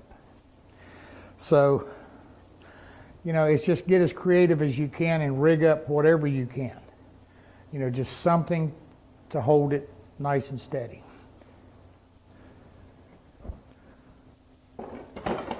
Now, one other thing I want to show you very quickly. Okay, now we've been doing this sectional turning on this MIDI. And, depending upon which brand and which lathe you have, a lot of these guys, manufacturers, have bed extensions. And here's one. Now, this MIDI is set up on a stand. Typically, when you've got the extensions, or a lot of guys just set their lathe up on a bench, and that works quite well. And the MIDI, and in this case, this extension, we don't have a foot for it, so it's designed to set up on, a bench. But what it does is it's just exactly what it implies. Now I've got my handle still on here, and this one's actually for a mini, but it's the same difference. You get the point. You can extend this MIDI out, and a mini. You can extend it way out. So that's an alternative if you want a little more room in your sectional turning.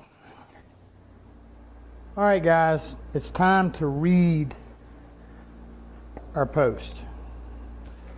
Now, the first thing I'm going to tell you is that what I want you to do is to turn you a section of scrap stock before you turn your post. Now this case, like I said, we're right at 1 5/8 inches. That's across it. And when I divide this out into 12 equal segments. Comes out just a hair under 7/16, okay?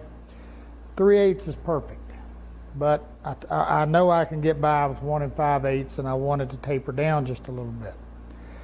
Now, one of the easiest ways to divide this out is to take a piece of paper and wrap it around it. Nice and tight.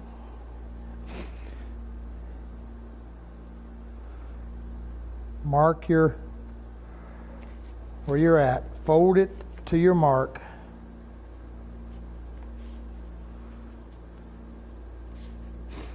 Then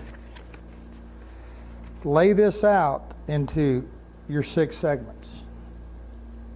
Then you can lay it on here, just as we've done. You can lay it on and mark them out. Mark them out. Be very particular that you get it marked right. Now, the bit we're using is a 1/8 inch radius, and it's called a bead assembly. Now, this is what they look like. They usually have a bearing top and bottom above the cutter. But they come in 8 3/16. The 1/8 is about the smallest, and it's what will give us a 1/4 inch flute, or reed rather. Now, what this is going to do, the object of this game is we're going to run down here, and this is going to cut a groove, and it's going to cut both sides of the profile, so that what we get is a bead.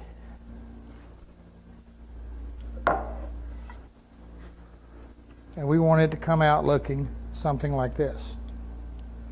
So you can see what's going to happen. It's one pass, another pass, and around we go.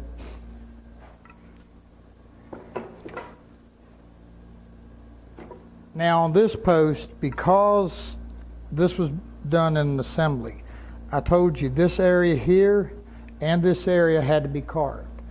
But the way I'm going to show you now, because we're doing the sectional thing, we don't have to do that.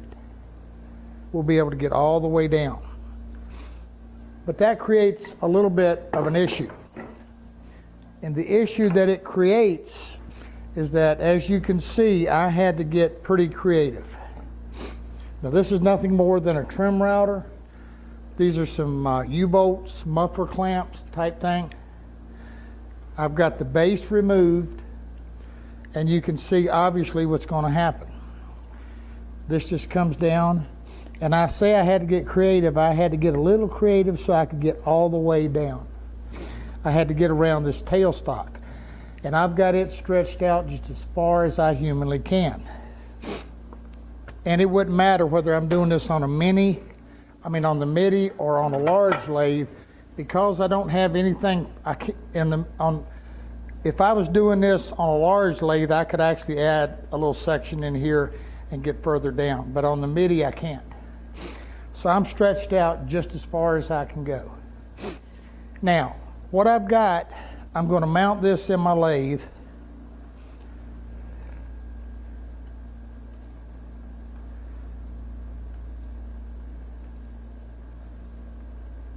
Now, almost every lathe out there has what's called an indexing. And it's a pin, and in this case it's on the back side of this jet, that stops the shaft from turning. And it's called an indexing lathe. And almost every one of them will have this spacing set up.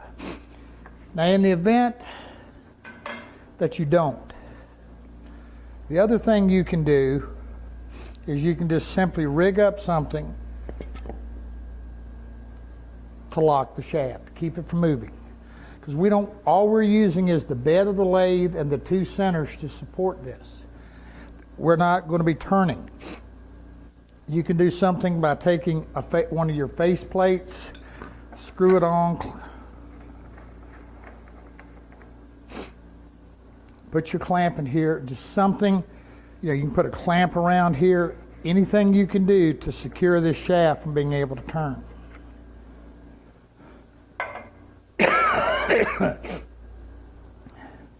Okay, now we're back and get this on the lathe. Now, I'm going to show you this. One of the things we're going to have to do, we want to be able to draw a straight line down here.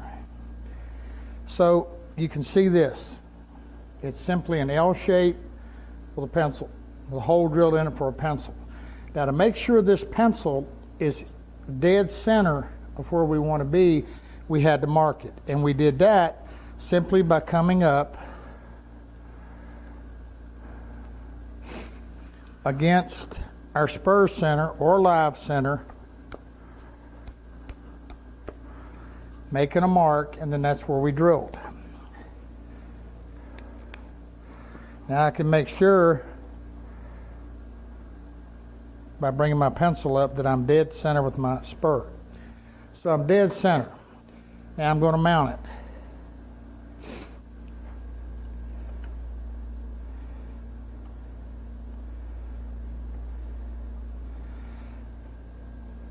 Now before I tighten it down too tight, I'm going to take my index head here and I'm going to lock it. And I'm going to take my pencil and I'm going to make sure that I'm dead center on one of my marks. If I'm not,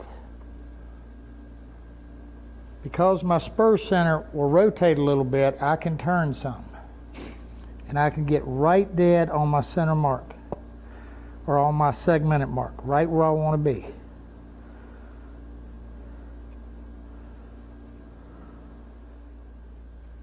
All right, with a good sharp pencil, what I want to do is I just want to draw it.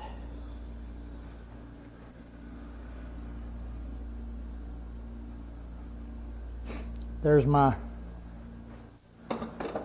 this is going to be my cut line. Now what I'm going to do is then come over here and I'm going to make sure my router bit is hitting dead on that line.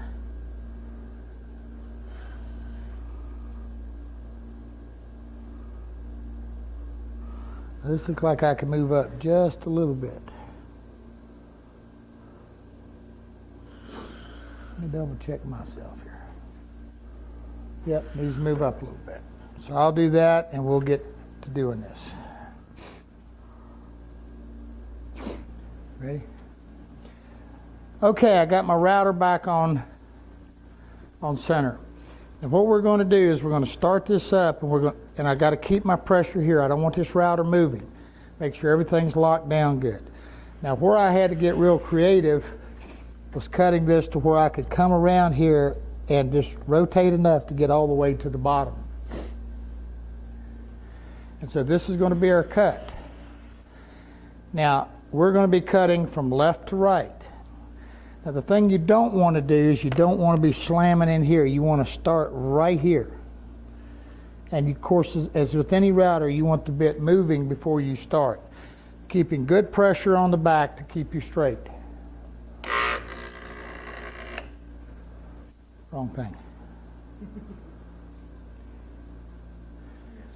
All right, Sherry, I'm going to do it. What you want is good pressure on the back of the router to keep you straight as you go down.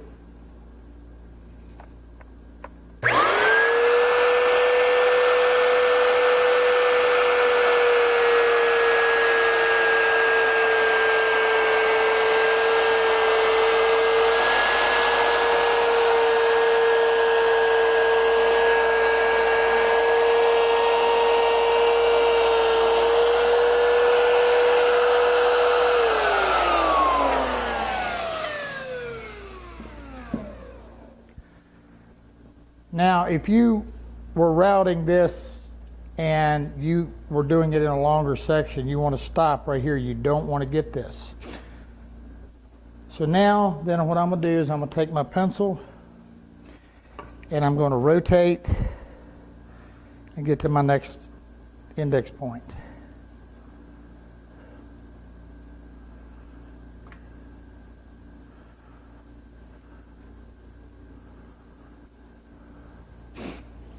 Now, in the event like I showed you earlier, that you're not hitting your points where you need to be, again, you can loosen up and rotate this a little bit. Make sure everything's locked in good. It doesn't take a huge amount of pressure because you're not doing anything super aggressive.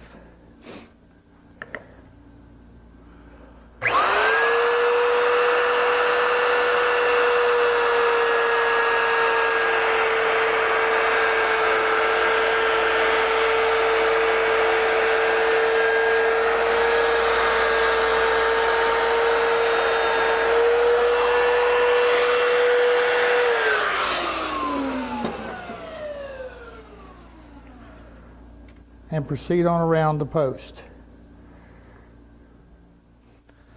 All right, as we progress around, you can see right here I've got some chip out, and that's just not any good. So we can do what's called climb cut it. Now, just in case you don't know, climb cutting means we're going to be cutting in reverse. Now the problem with climb cutting is that it can be dangerous.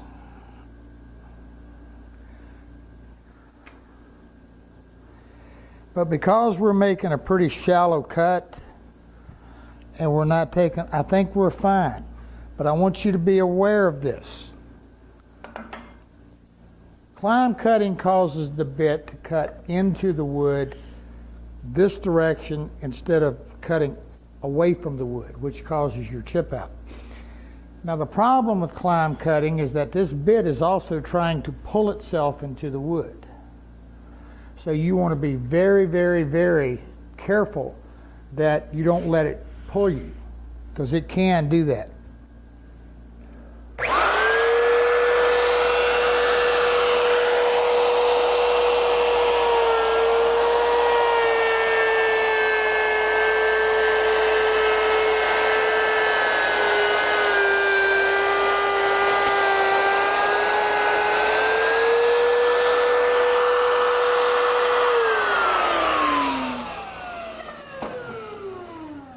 So keeping a good handhold and being aware that this thing can try to pull on you, particularly in really hard, dense woods, is just, go easy. And that's why I'm telling you to turn you a section of scrap and practice. A little practice can go a long ways on something like this to get a feel for what you're doing.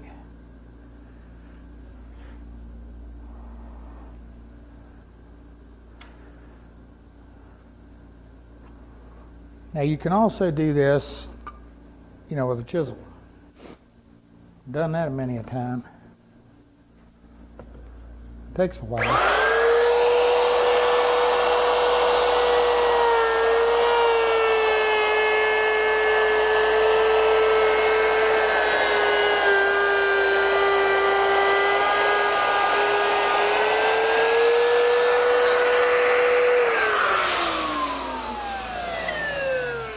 Now one last thing, you should probably put you a little guard in here.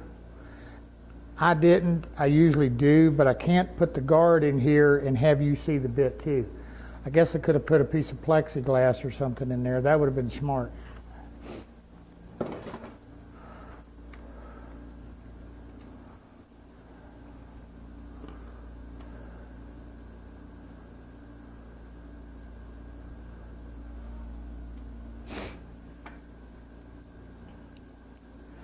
Yeah, it's one of the things about filming this stuff is that oftentimes you just have to do things to get the shots that you need to.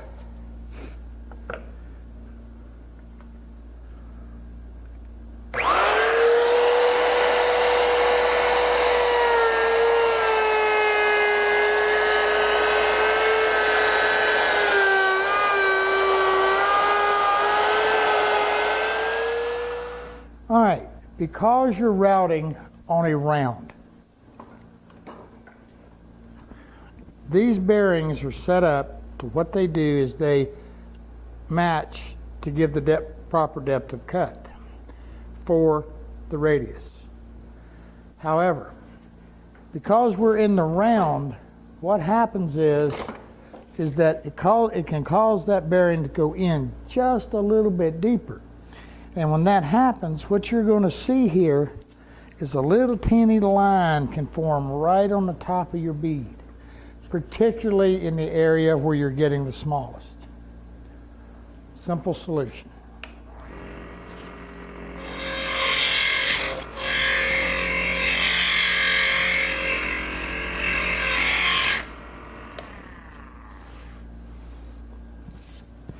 Sand it down, sands right off. Then you want to get in here and scrape or sand and get all your everything just like you want it. Now you're always going to have a little bit of touch up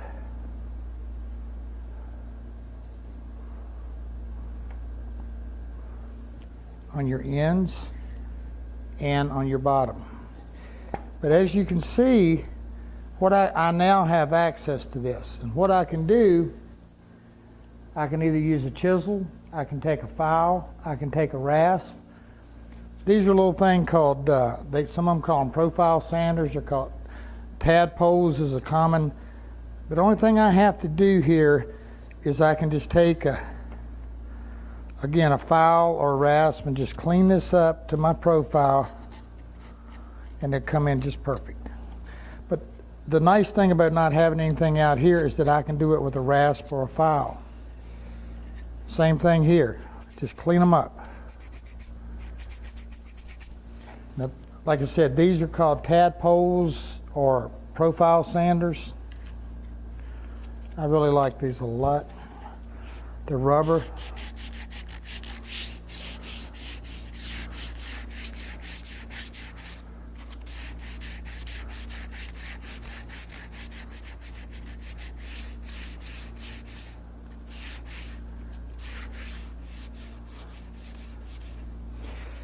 Now on the bottom down here, where you're getting into your wide area, what I usually do is just take a piece of sandpaper and just kind of blend that over.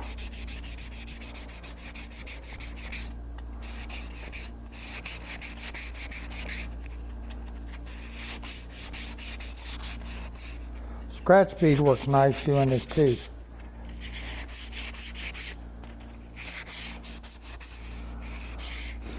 And you have fluted post or reeded post. Let's come back and look at what is a fluted post. All right, the difference, this is a reeded post. A fluted post is where we use a bit like this. And where this is cutting concave, this cuts convex.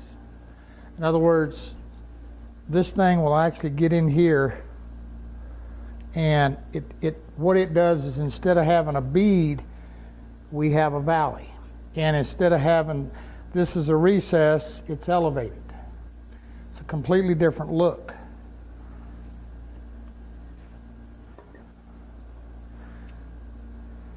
Reeding and fluting.